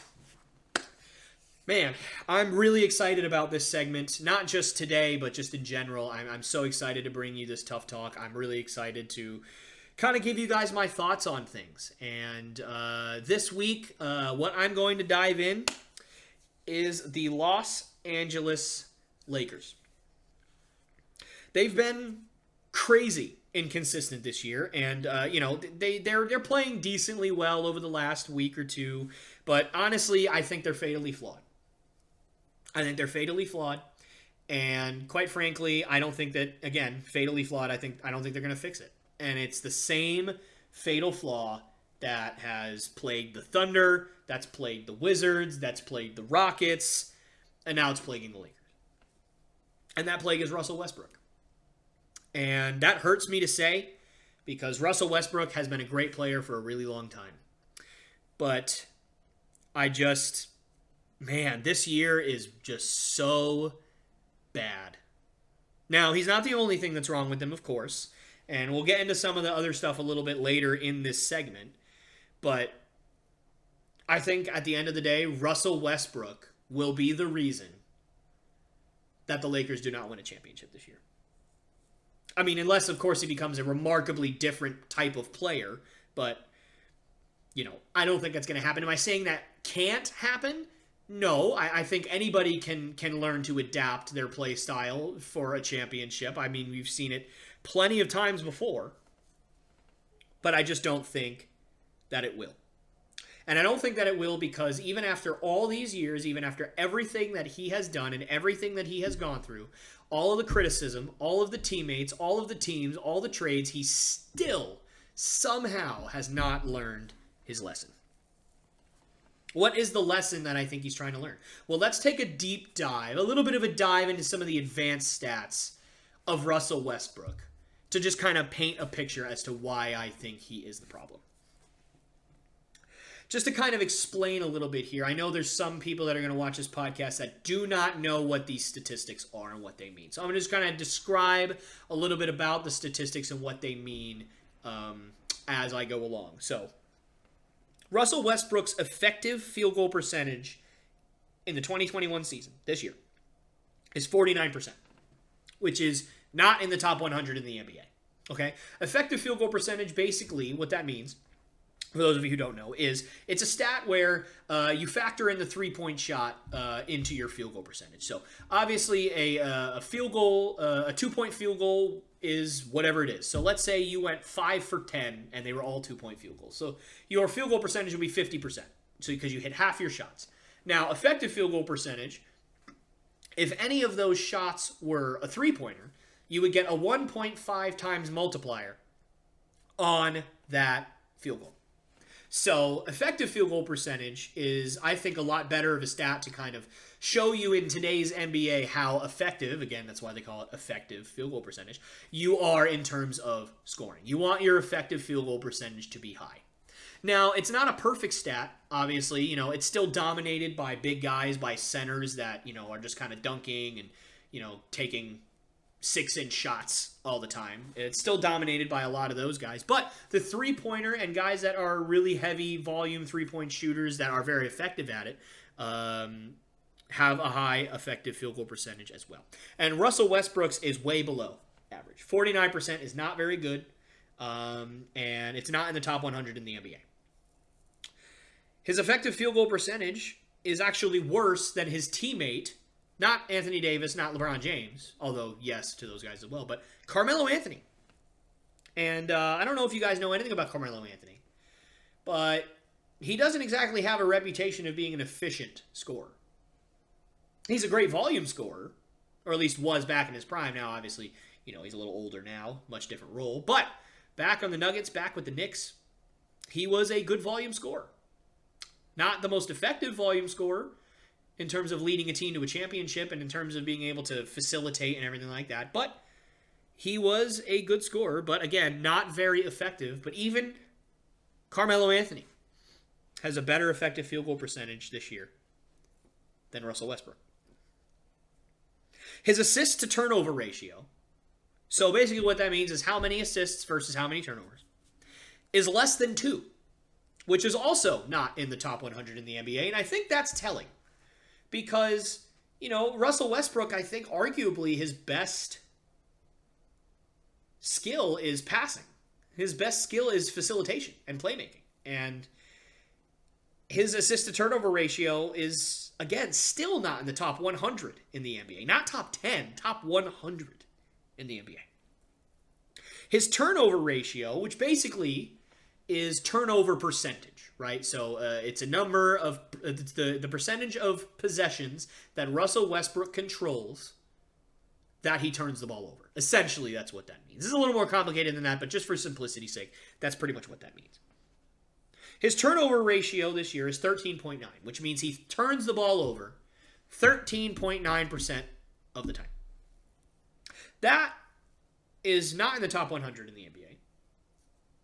That is ranked 486th. 486th in the NBA.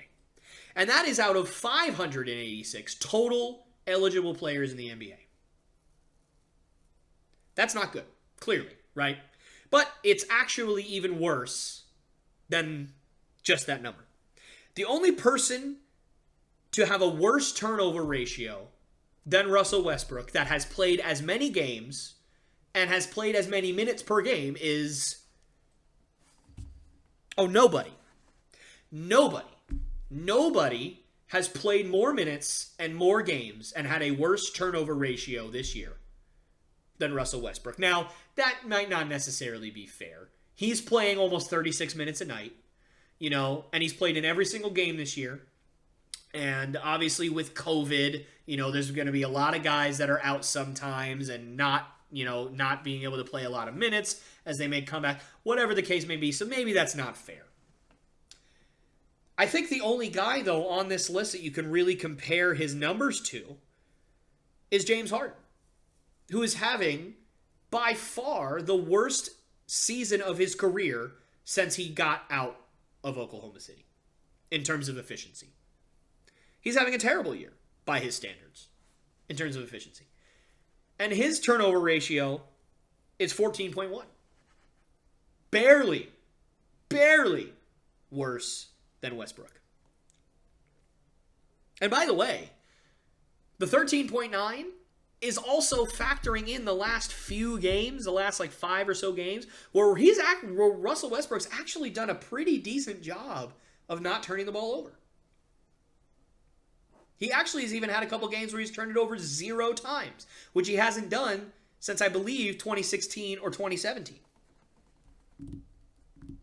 So even the 13.9 is, I think, a little bit lower than what it will end up being at the end of the season. Russell Westbrook is still, so this is actually going to be a good stat, just so you guys are aware. So I'm going to kind of go back and forth a little bit here just to kind of paint a picture here.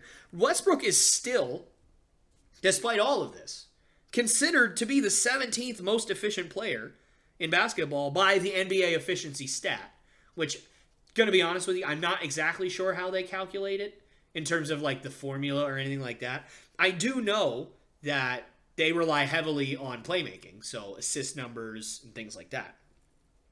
He's also in the top 40 in win score, which is basically a stat that tells you how important a player is and how many wins he is responsible for. So he's in the top 40 in win score and the 17th most efficient player in the NBA by NBA efficiency. But like I said, these numbers are a bit skewed because of his playmaking and assist numbers, which I don't think any of us are arguing how good he is at that aspect of the game.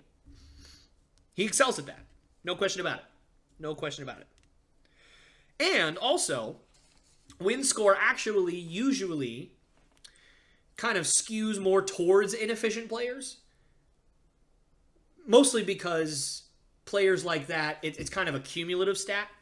And a lot of inefficient players have high usage rates. Russell Westbrook is one of the most famous examples.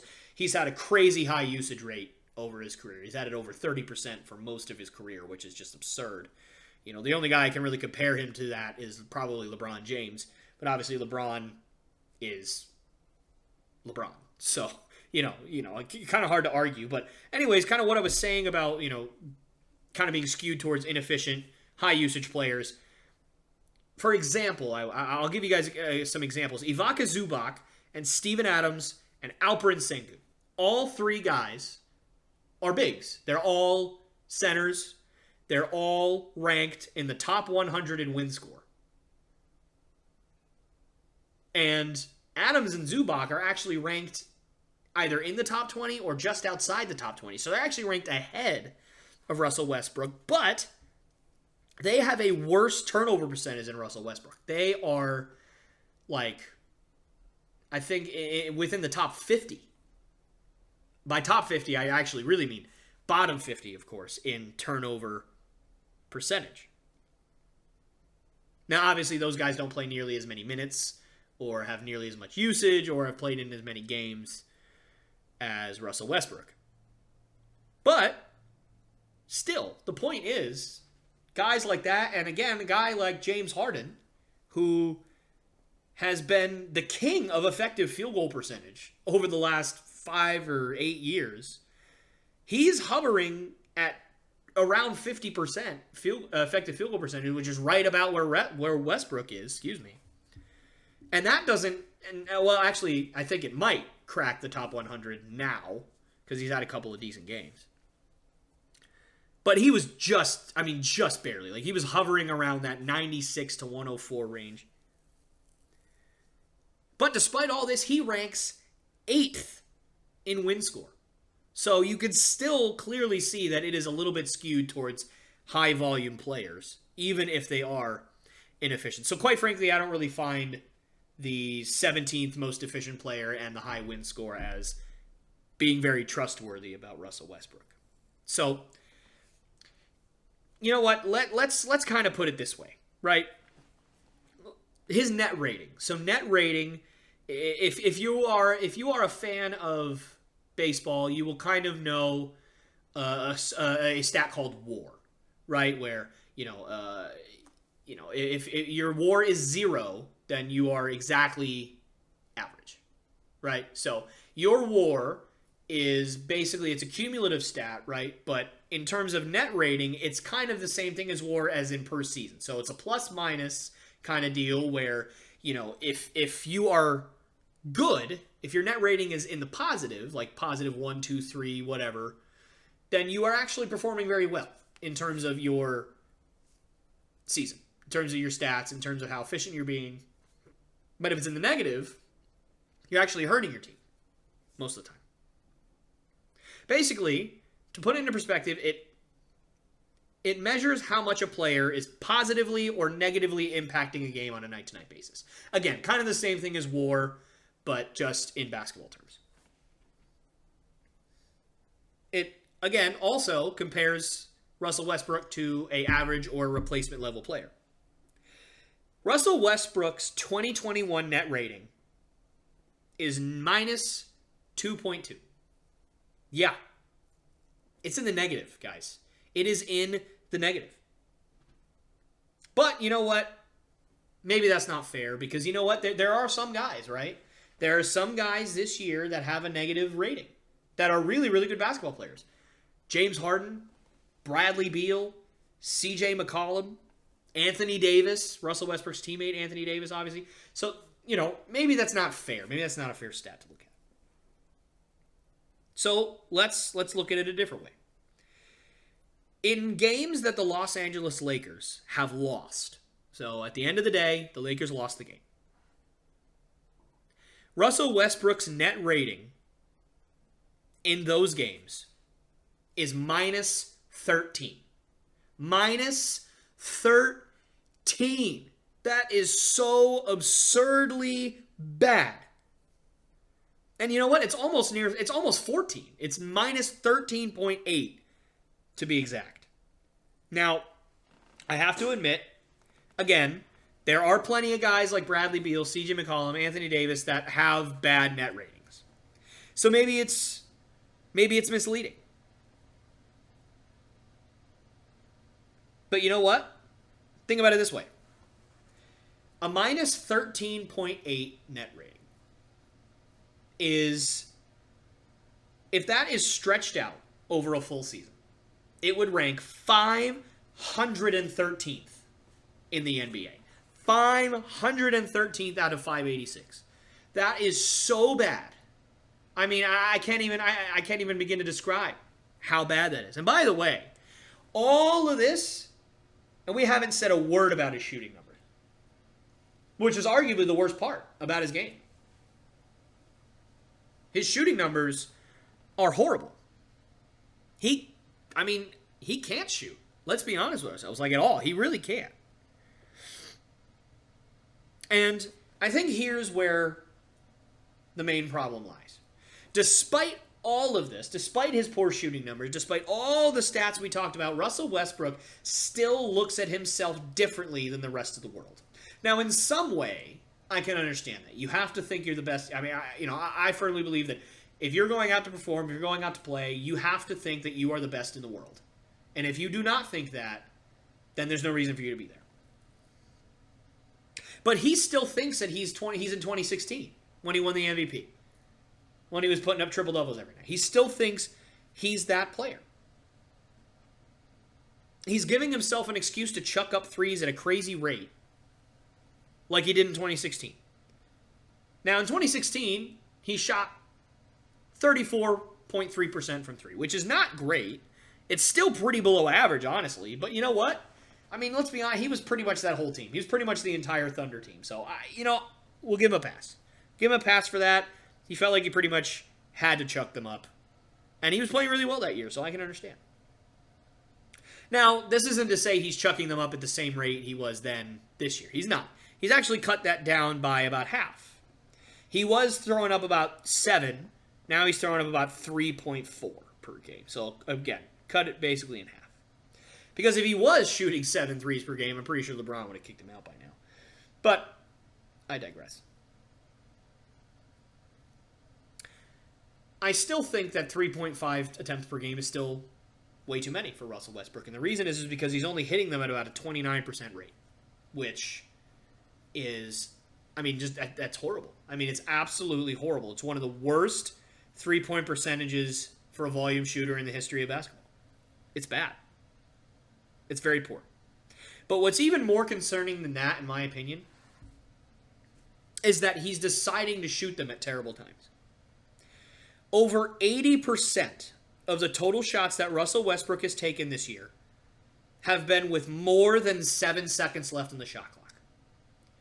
Which means he is probably forcing up shots at a regular rate. But you know what? Maybe it's not entirely a negative.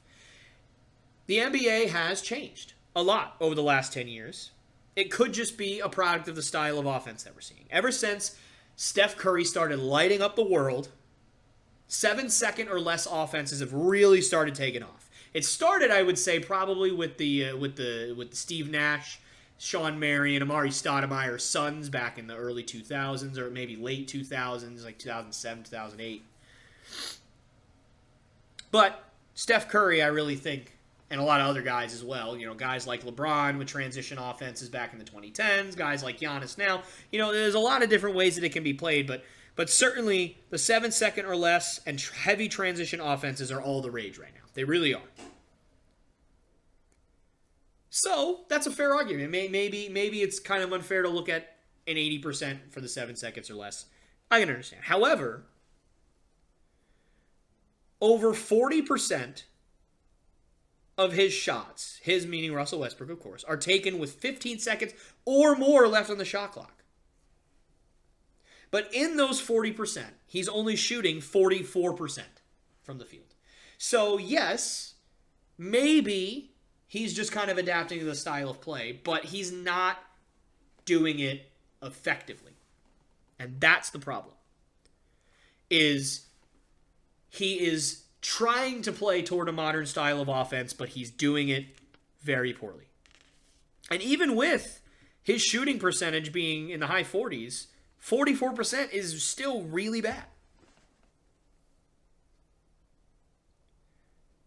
He can't. He cannot adapt. It's really been frustrating to watch. He can't even shoot free throws. As a point guard, he's shooting 66% from the line, which is very, very low for a point guard. It's one of the lowest I've seen a point guard have. It reminds me of Rajon Rondo back in the day, and even he's probably shooting better than 66% from the line now.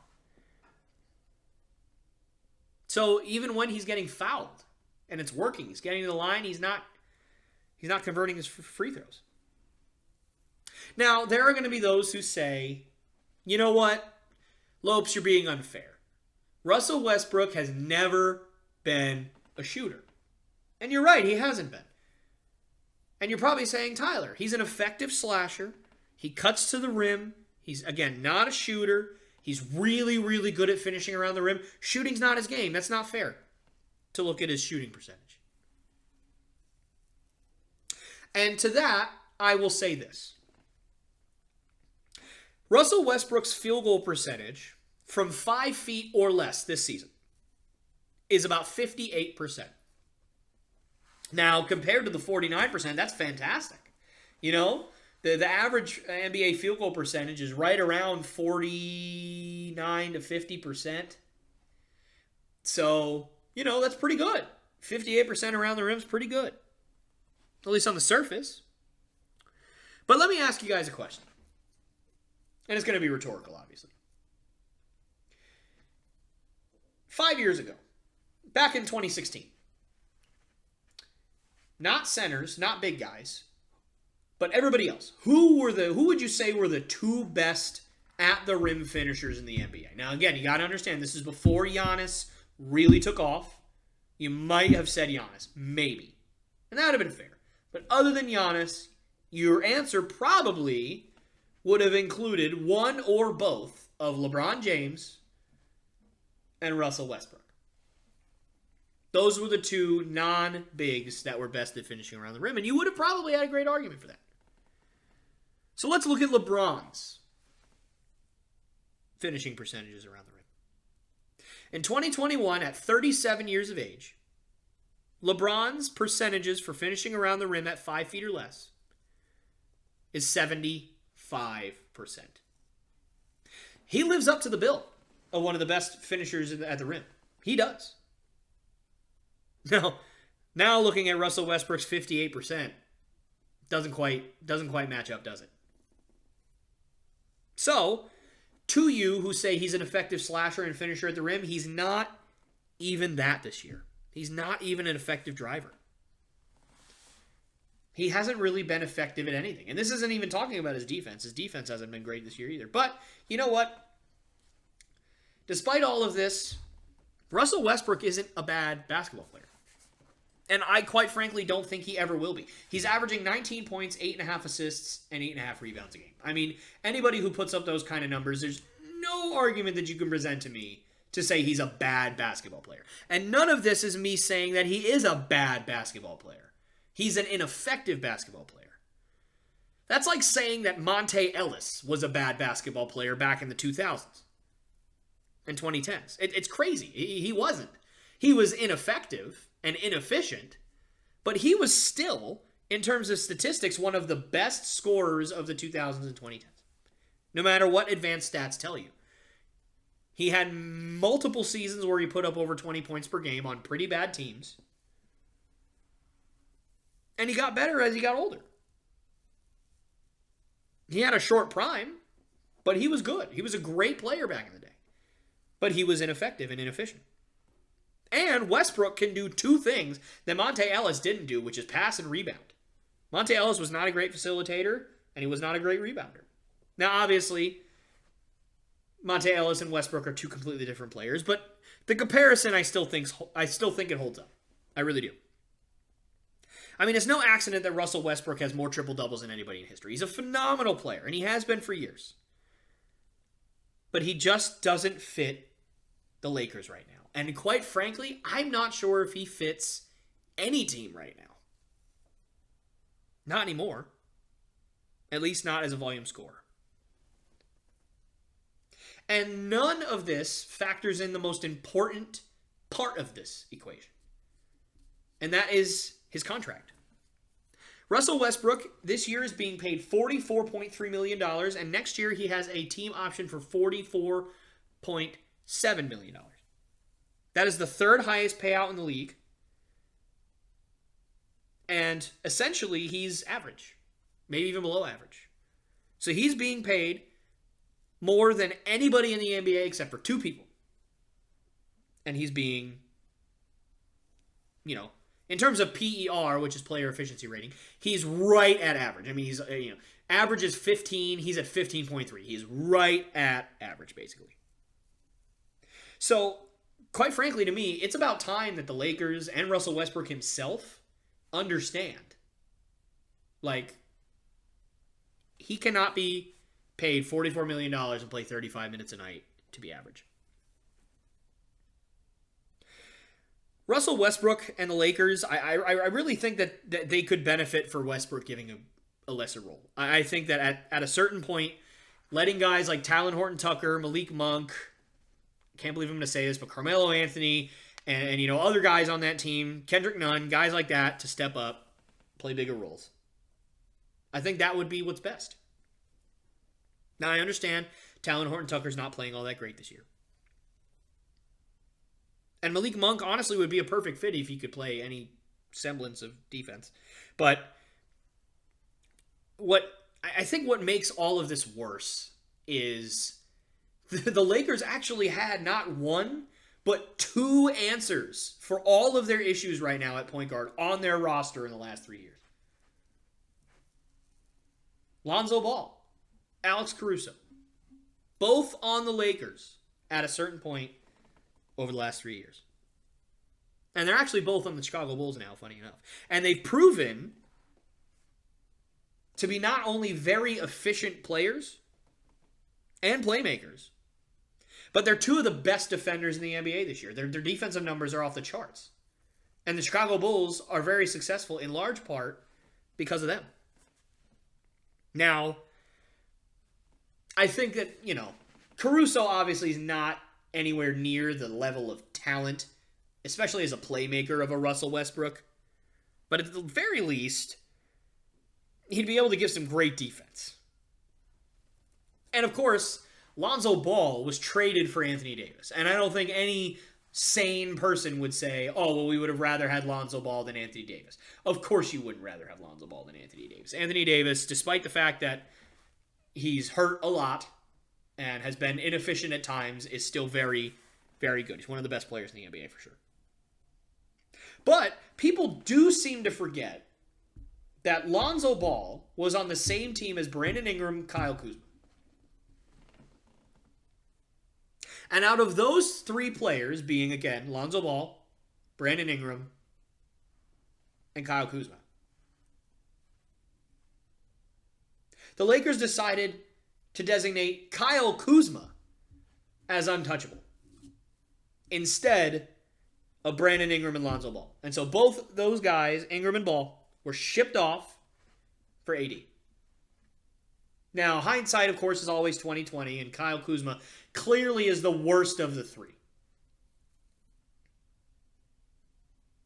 And quite frankly, I don't think his play style ever really meshed with LeBron.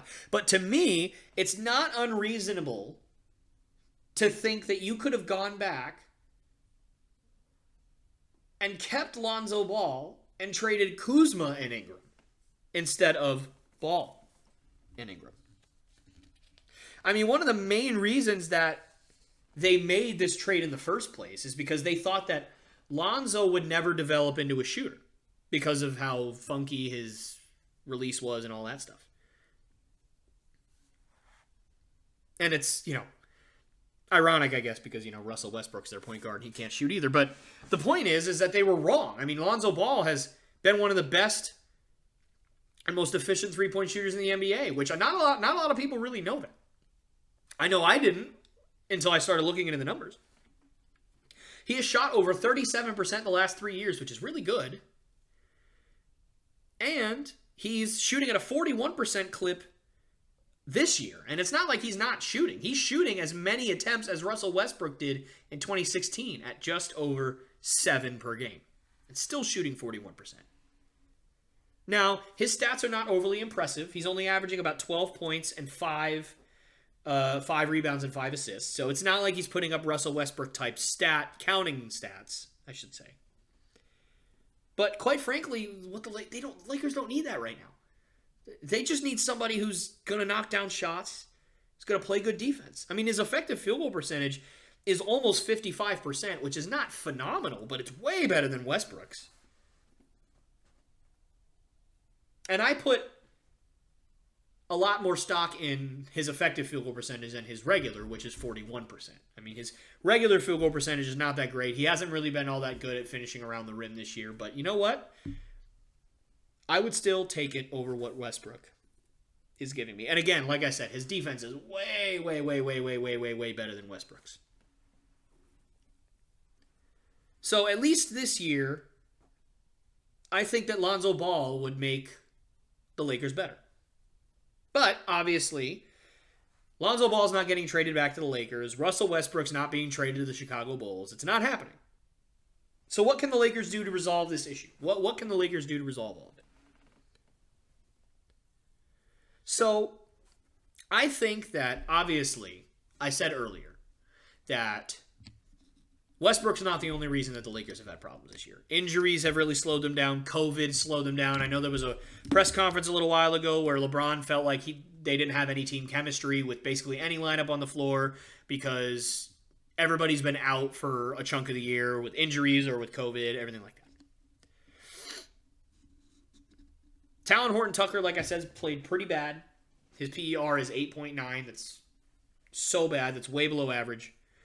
And he's playing almost 28 minutes a night, so just not good. Malik Monk has actually been pretty efficient at scoring, but has not been a great defender. Has given up points on almost half of his opponent's field goal attempts when he's the primary ball defender. So he just has not played good defense. And there's also not really enough shots to go around for him right now, with all the talent on the Lakers. Carmelo Anthony has been, again, another surprise. He's been pretty efficient. But, I mean, how much can you count on that? Especially defensively late in the season. I'm not sure you can. And then there's other role players, Wayne Ellington, Avery Bradley, DeAndre Jordan, Kent Bazemore, Dwight Howard, Trevor Ariza, Kendrick Nunn. A lot of decent players, but, they haven't really been given a lot of run. And when they haven't really been all that good and haven't really been all that consistent. Defense has been a huge problem for the Lakers this year, too. LeBron isn't obviously the best defender in the world anymore. He used to be. But now, he's much older. He's just not the defender he once was. Neither is Russell Westbrook. Wayne Ellington used to be a pretty decent defender. He doesn't really have it anymore. Malik Monk, Kendrick Nunn, and Kent Bazemore have really never been great defenders. So they still aren't. And guys like Avery Bradley and Trevor Ariza were lockdown defenders in their prime, but they're just not good enough anymore. The Lakers have allowed the 5th most points in the NBA. And while their offense has, their offense hasn't, they're not drowning completely. I believe they're either one game below 500 or they're at 500. They're somewhere around there. They're hovering around 500. And they have been for a while. So they're not completely drowning. But it's not good enough. They're the 4th worst defense by defensive rating according to the NBA. Now, granted, the 3 teams that are worse than them are the Philadelphia 76ers, the Milwaukee Bucks, and the Milwaukee Bucks, and the Utah Jazz, who are 3 of the best teams in the NBA. So, I mean, maybe it doesn't matter. But regardless of that, leads to this question. What can the Lakers do to fix this? My answer is, well, honestly, not much. I don't really know what they can do. I mean, they may not even need to fix anything. I mean, they're the Lakers. They might just get hot, turn things around, and go on a huge run and end up winning the finals. Who knows? And it's weird. They've actually been playing a little bit better since AD's been injured. And Malik Monk has really played well the last couple of weeks. He's really done well. He's balling out. But I will say, I do think that the inconsistency is probably going to end up coming back, especially when a guy like Russell Westbrook is leading your team. So if they did decide to change things up, what can they do? Maybe one day they wake up and realize that Russell Westbrook is not the guy. He's not the answer. And if that's the case, what do they do to get rid of Russell Westbrook? One idea that I've thought about, and, it's probably out there already, somebody's probably come up with this, it's not an original idea. But I would try to get a hold of the Houston Rockets and trade for John Wall. That's what I would do. John Wall, this year, he's been healthy. He hasn't really played all year, even though he has been healthy. Because for those of you who don't know, the Rockets and him kind of came to an agreement that they'd be able to play some of their young guys, and he would just kind of be paid to be a coach and consultant and all that kind of stuff. And, last year, coming back from injury, he averaged 20 points and 7 assists a game. It's reasonably comparable to what Westbrook's putting up right now, so you wouldn't lose too much there. Obviously, the rebound numbers will be a little worse, but, I don't think that's completely necessary. Now, Wall wouldn't necessarily help in the shooting and efficiency department, but he certainly would help in the chemistry department, and he certainly would help in the defensive department. Much, much better on defense, and the Lakers sorely need defense, especially on the perimeter. Honestly, if I'm the Lakers, I would pretty much take anything to get rid of Russell Westbrook at this point. Get off that contract. He's just not the answer. He's just not the answer. Now the question becomes, would the Rockets do that trade? Would the Rockets actually trade John Wall for Russell Westbrook? My answer, no. I don't think they would. I don't think anybody would trade for Russell Westbrook at this point, but I guess out of all of the teams, maybe the Rockets get desperate enough to trade John Wall away and would rather at least have somebody that's somewhat productive instead of a guy that's just kind of sitting on the bench and not really doing anything. But I think that the Rockets would have a little bit of incentive because, quite frankly, Russell Westbrook is a dog, and Jalen Green is very clearly the future of the Rockets, and it might actually do him some good to get a competitor like a Russell Westbrook in the building. Now, that's not to say that John Wall doesn't have that kind of spark and competitive fire in him, but I mean, come on, Russ is a freak. We've seen him. He can get pretty heated out there. That's just kind of how he rolls, but that's okay. That's okay. That's a good thing.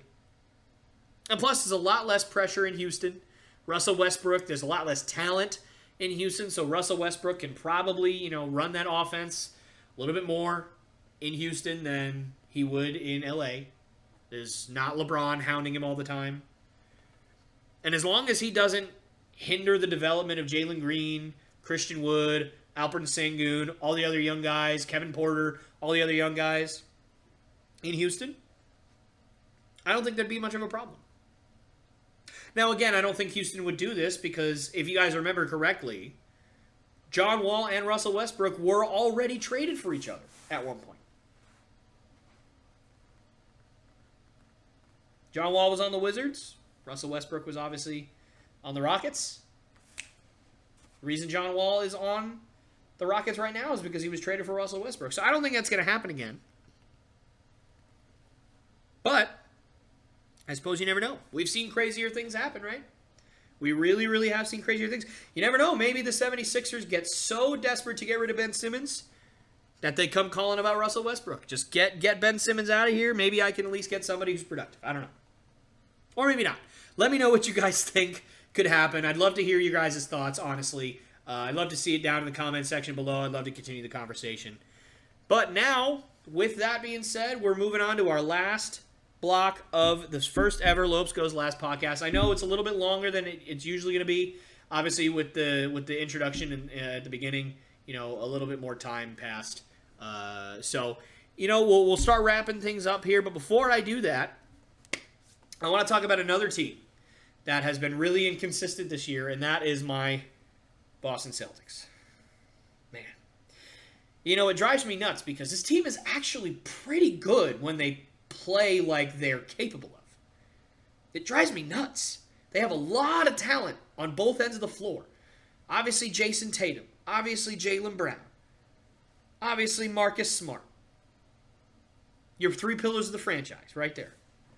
Marcus Smart, Josh Richardson, Romeo Langford, Dennis Schroeder, Jaylen Brown, even Tatum and Nesmith. They've all shown capabilities of being really, really good perimeter defenders at times. You have great, or I should say maybe good to great. I'm not sure if I'd say both are great at this point in their careers. But good to great interior defenders in Rob Williams and Grant Williams. As well as Al Horford. He's really stepped up in terms of interior defense this year. Jaylen Brown, Tatum, Nesmith, and Peyton Pritchard are all really good shooters. And of course, obviously, Tatum and Brown are all-stars and are young and up and coming. No doubt about it. So why are the Celtics so inconsistent? What reason is there? Tyler, tell me. What's going on? I think the easy answer is ball movement, right? Or lack thereof. There's no ball movement in their offense. At least not consistently. When the ball movement is there, my goodness, they look like a completely different team. They hit shots. They play phenomenal. Just look at the difference in the two games against the Knicks back on the 6th and 8th of January. The Knicks were very, very shorthanded in the second game, yes, but look at the difference between the first and the second game. The first game, there was no ball movement. There was nothing. The Celtics could not do anything. They were playing iso ball and ended up blowing a huge lead. And again, very shorthanded the Knicks were in the second game, but Celtics were making extra passes. They were getting to the paint at will, throwing up half-court alley-oops even, smothering defense. They looked amazing. That's the easy answer. But you guys aren't here for easy answers, are you? I know I'm not here for easy answers. So, the Celtics did look great. And they have looked great in the last few games. They have. Jaylen Brown even got his first triple-double the other night. Awesome to see. A guy that has struggled to be a playmaker get a triple-double. But you know who didn't look great that night that Jaylen Brown got the triple-double against the Knicks? And you know who, quite frankly, other than about a 3-week stretch with some, other random pretty good games thrown in there, other random great performances, hasn't really played well all season? You know who that person is? Celtics fans don't want to hear this. I certainly don't want to say it. I don't want to believe it. But you know what? The more time goes by, the more I can't deny it. I don't want to do this. It's going to break my heart, especially to put it out into the world. I think the reason the Celtics are so inconsistent is Jayson Tatum. I know it's insane. It's stupid to say. He is the number one guy on that team. Clearly, he is. He's an all-star. He's 23 years old. And he's on the path to becoming one of the greatest players in the game. Maybe even the greatest players of our time, possibly, depending on how things shake out. And he isn't the only reason, obviously. Like I said with the Lakers video, Russell Westbrook's not the only reason they're inconsistent. Jayson Tatum's not the only reason they're inconsistent. It falls on everyone's shoulders. But let me take you back a little bit. When I used to watch the Celtics, Jayson Tatum, a few years ago, really stood out to me. And it was for a lot of reasons. He was a great, great athlete in terms of just kind of lateral movement. He could shoot it really well, which we didn't really have a lot of at the time. So he really stood out in that way. He was long and lanky. He had really great potential as a defender because of that length, because of that size. At 6'8", now he's closer, I think, to 6'9" or 6'10". He could elevate despite the fact that he wasn't incredibly...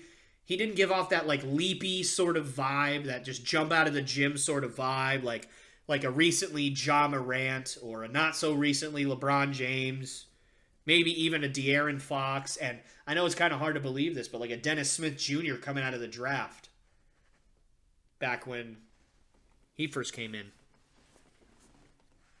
He didn't really have that kind of raw, just unadulterated leaping ability, but he could still jump out of the gym. He surprised me coming out of Duke.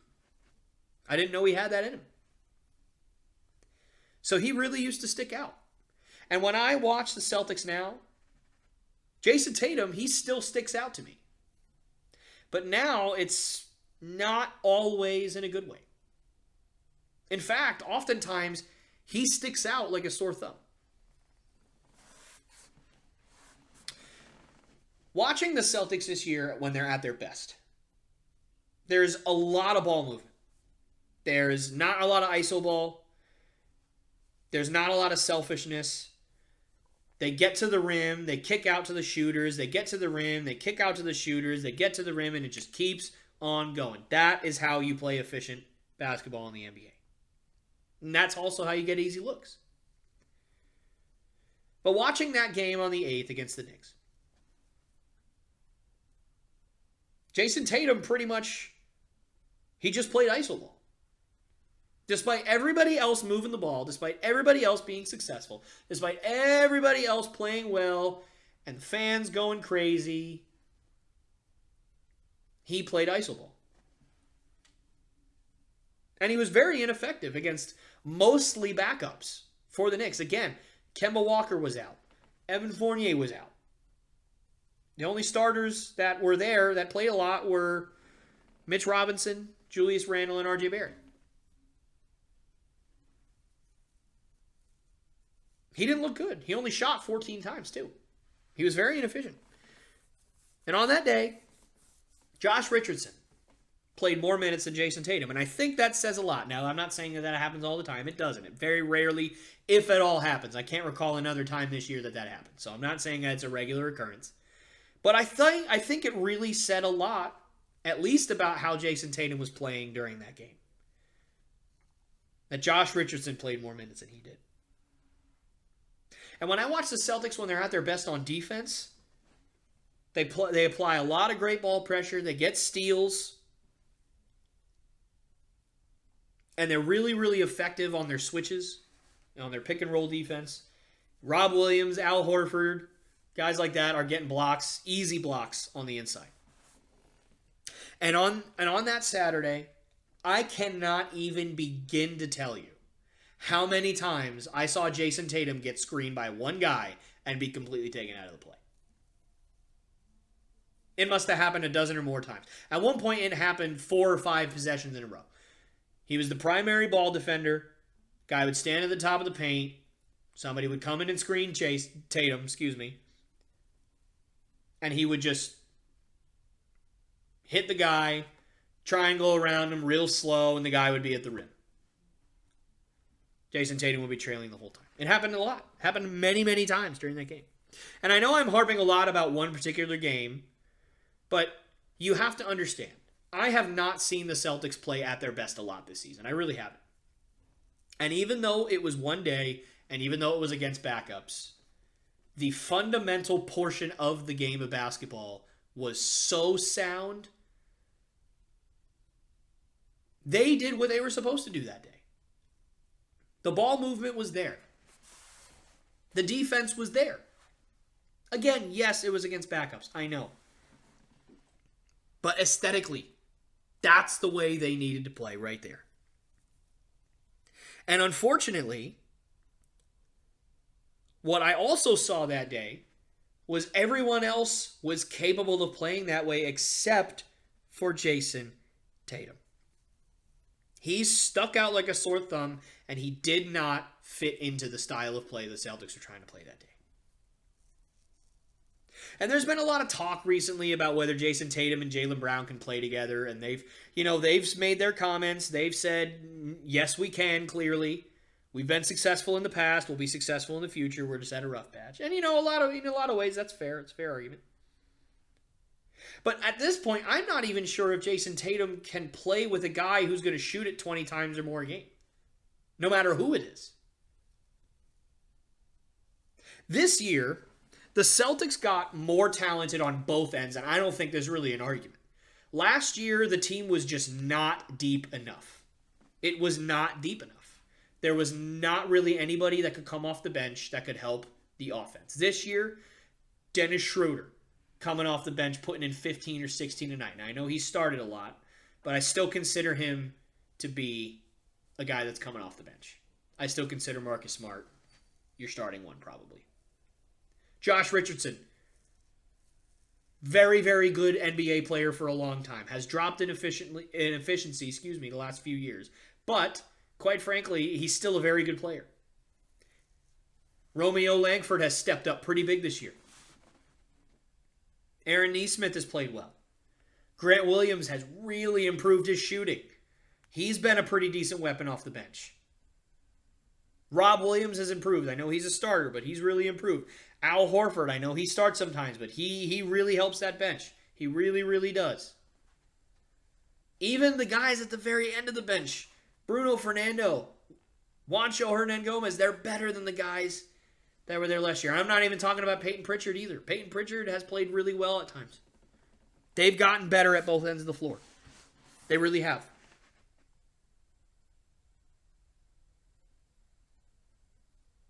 The problem is the Celtics have run out of excuses.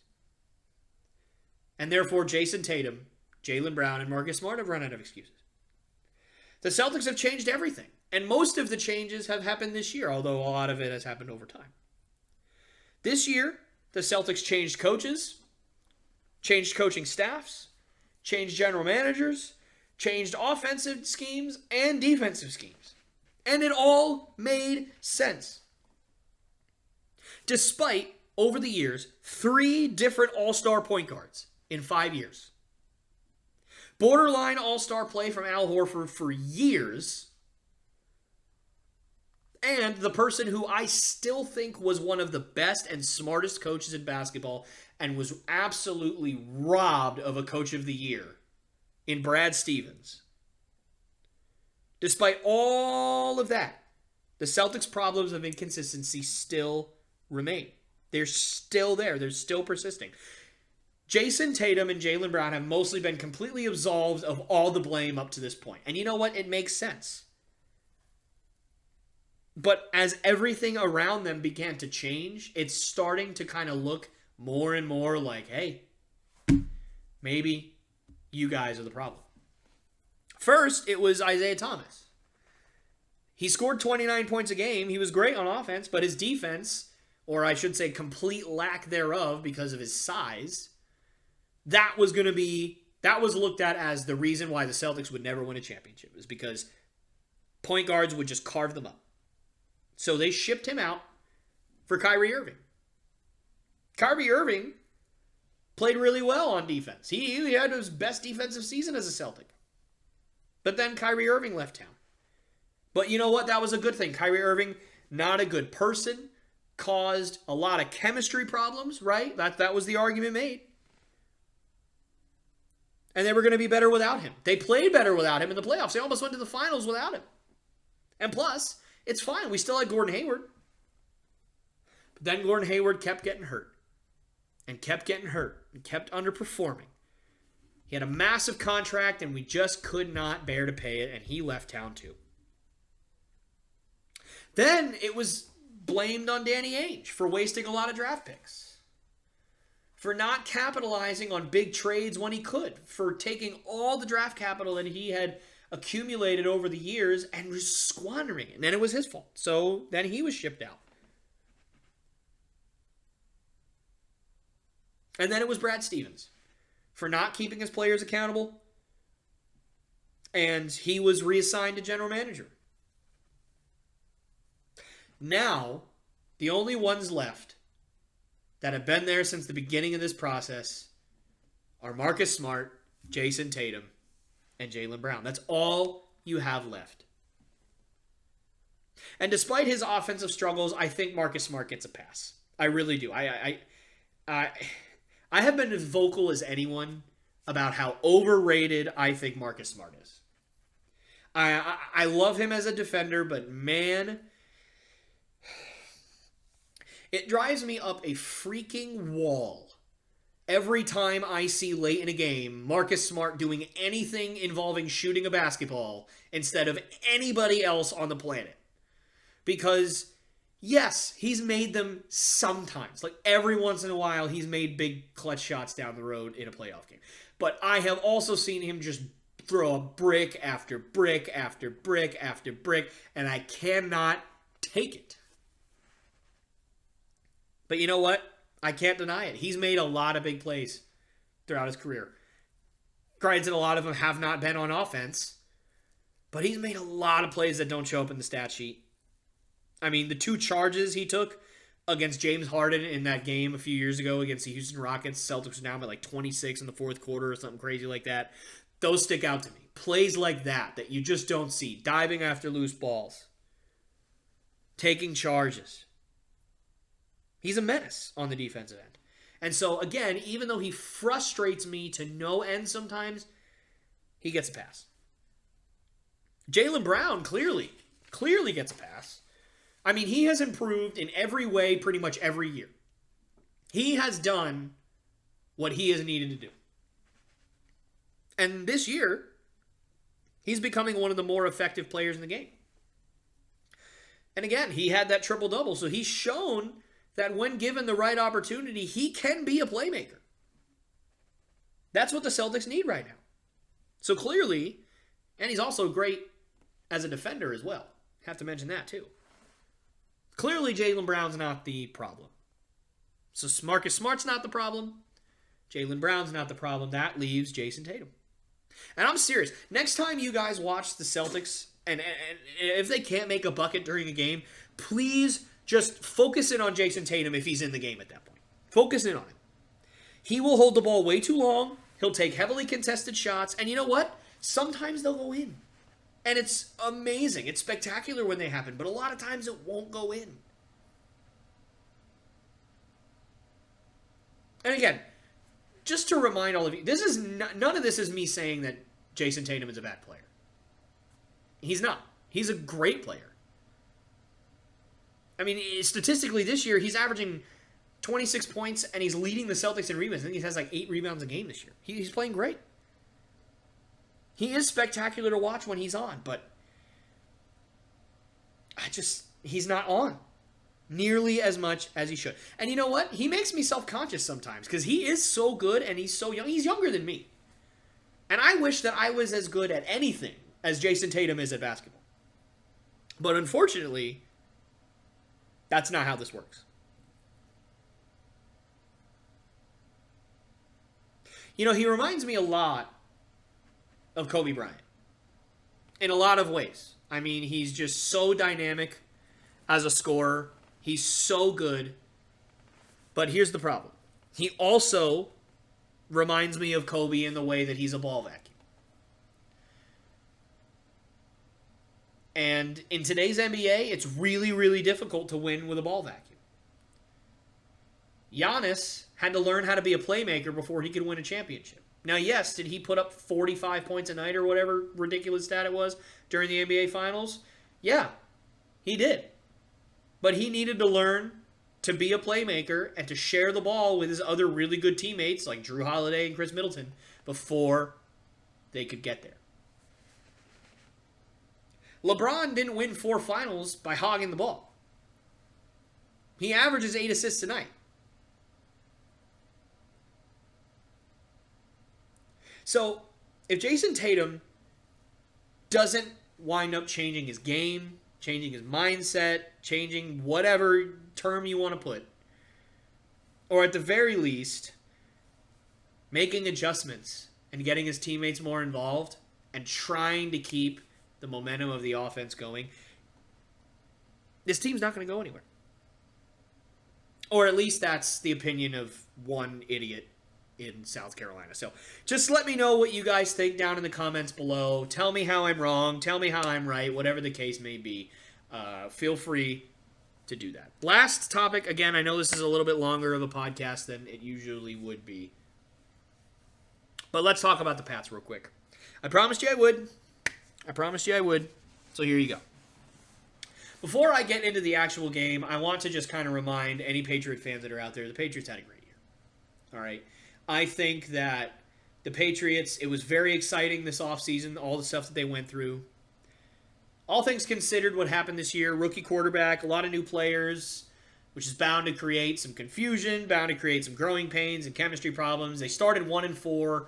Despite all that, they made the playoffs. They had a great year. They performed admirably. I would say they did anyway. It's my opinion.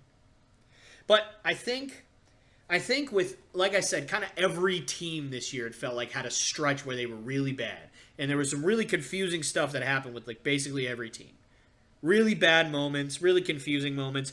Early losses, the early losses to Dallas, early losses to New Orleans, to Tampa.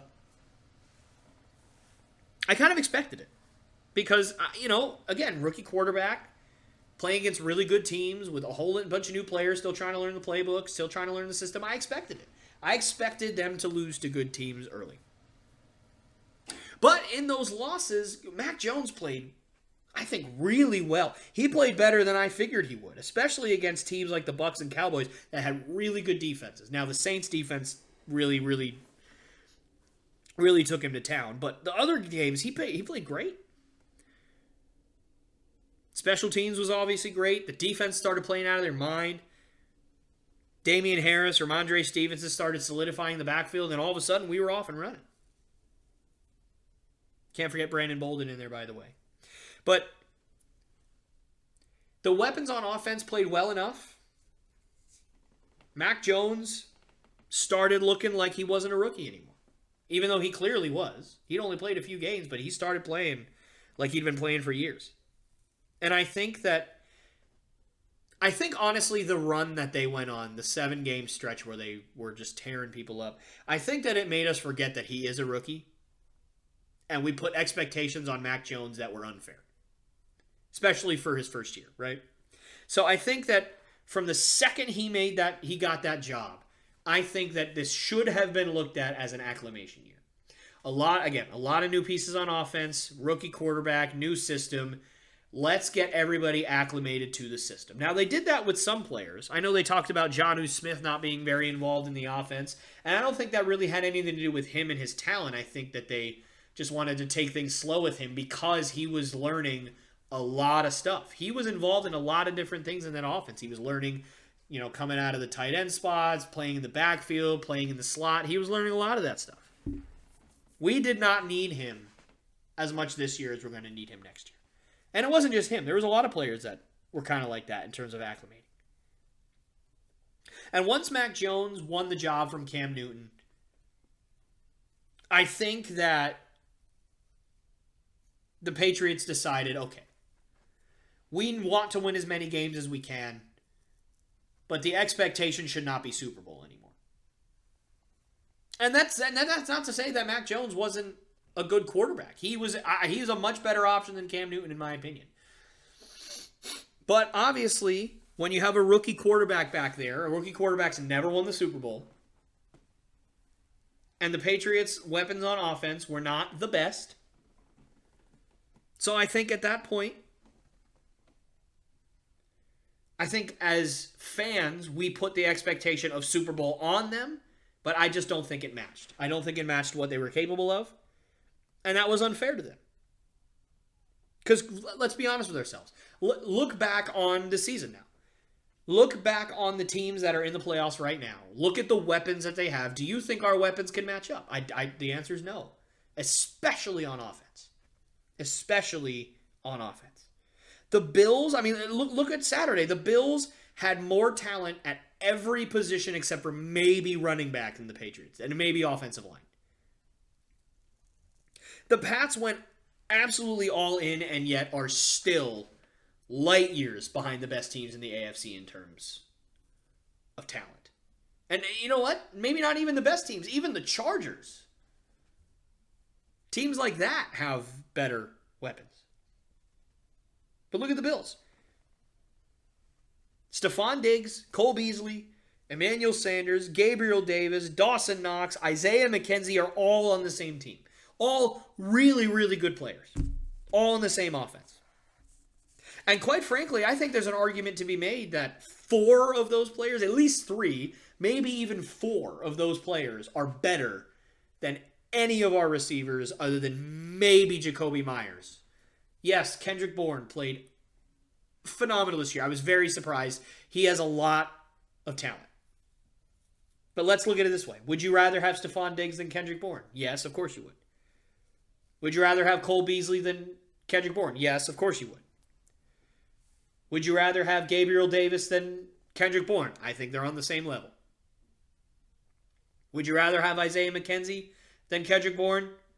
The way he played against the Patriots? Maybe you would. I don't know. Actually, that's probably a stretch. Probably not. But the point is, the Patriots' weapons are not up to snuff. And I thought it was just the offense, but apparently the defense is really, really where we lacked. The defense this year was full of veterans that knew how to win and had some newcomers on there. But they looked overwhelmed in this game. Overwhelmed and overmatched. For those of you who don't know, the Patriots played the Bills in the playoffs this past weekend, and the Bills won 47-17. There were a lot of NFL records broken during that game, a few of which being the Bills became the first team in NFL postseason history to score a touchdown on every single one of their drives that they did not take a knee. They did not punt. They did not try a field goal. They did not turn the ball over. They scored a touchdown or they took a knee. Period. Every single drive. Josh Allen became the first quarterback in NFL postseason history to end the game with more touchdowns than incompletions. It was horrible. As a Patriots fan, it was horrible to watch. And you know what? I kind of thought that the Patriots would really, really struggle in this one. I really did. I didn't think they'd struggle that bad, though. I did not think that they would struggle that bad. It was brutal. So, things are going to have to change, but the question is what? What changes considering the strapped salary cap that we're at? Well, you know what? I'll say this. There's going to be a lot more podcasts, right? I'm going to be doing this every single week. So I don't think it's very responsible for me to go over all the stuff I think the Patriots should do in the offseason right now, because obviously this one's gone long enough for you guys, I'm sure. So what I'm going to do is I'm going to wrap things up here. And don't worry, we're going to get more into the Patriots in the offseason as time goes along. And there's going to be plenty of podcasts for that, as I said. But for now, that's going to be it for me. And wow, we did it. I mean, one down and hopefully many, many, many, many, many more to go. Hopefully you guys enjoyed it. And I'm going to say this before I wrap up. My baseball people, I know I didn't talk about baseball at all in this podcast, and I'm very sorry. But I promise you I will be getting to it next week. The second block where I talked about Russell Westbrook in this one, but the second block where I'm going to be talking about a lot of creative things. I'm going to be talking about my take on the lockout right now. So that's going to be next episode, and don't worry, I'm not going to be giving away all the stuff that I talk about every single episode. You guys are going to have to tune in to see what I talk about. But for my baseball people that had to endure this podcast where, we're not really talking about baseball much, I wanted to just ease your mind. Please don't leave me. So that's basically what I wanted to do there. I wanted to just ease your mind there. And so I'll get more into the off-season stuff once things get started. Just stop by next week to find out kind of what we're going to be talking about in terms of the playoffs, and just kind of figure out what we're going to be doing. I'm very excited that I get to do this every week, as I said at the beginning of the podcast. I'm so grateful for all of you guys. If you stuck around, thank you so very much. Next week, it's going to be awesome. Hopefully it's going to be a little bit shorter than this one. Obviously a little bit longer with more games to talk about, just kind of going into just kind of what the podcast is going to be about. So I wanted to say thank you so much. And if you guys have not yet subscribed, please do that. Please drop a like if you enjoyed what you heard and enjoyed what you saw, or at least just drop a like because you think I'm going to lose all of my jobs because of the stupid takes that I have. Whatever the case is that you want to like the video and subscribe, do it. Doesn't matter what it is. Just please feel free to do that. And again, share the video with all your family and friends so we can make this thing grow. So I want to again remind you, every Friday at 5 p.m. the full episode is going to be dropping. So next Friday is going to be the next one. That should be the 28th if I'm not mistaken. So be on the lookout. Whatever that Friday is, be on the lookout for that. So thank you guys so much for joining today. Thank you guys so much for watching, and I will see you next time. Hey guys, me again. I just want to say thank you so much for checking out the Lopes Goes Last podcast. It means the world to me that you decided to stick all the way to the end. That's super cool. So thank you again. And if you really, really like what you see, I'd love for you to subscribe, like the video, and share it with all your family and friends because, this is my passion project. This is what I love to do, and I really want the sucker to grow. And the only way that can happen is through you guys, is if you guys can help me out. So again, if you like what you saw, please subscribe, like the video, share with all your friends and family. That's the only way this is going to grow. And yeah, I'll see you guys next time.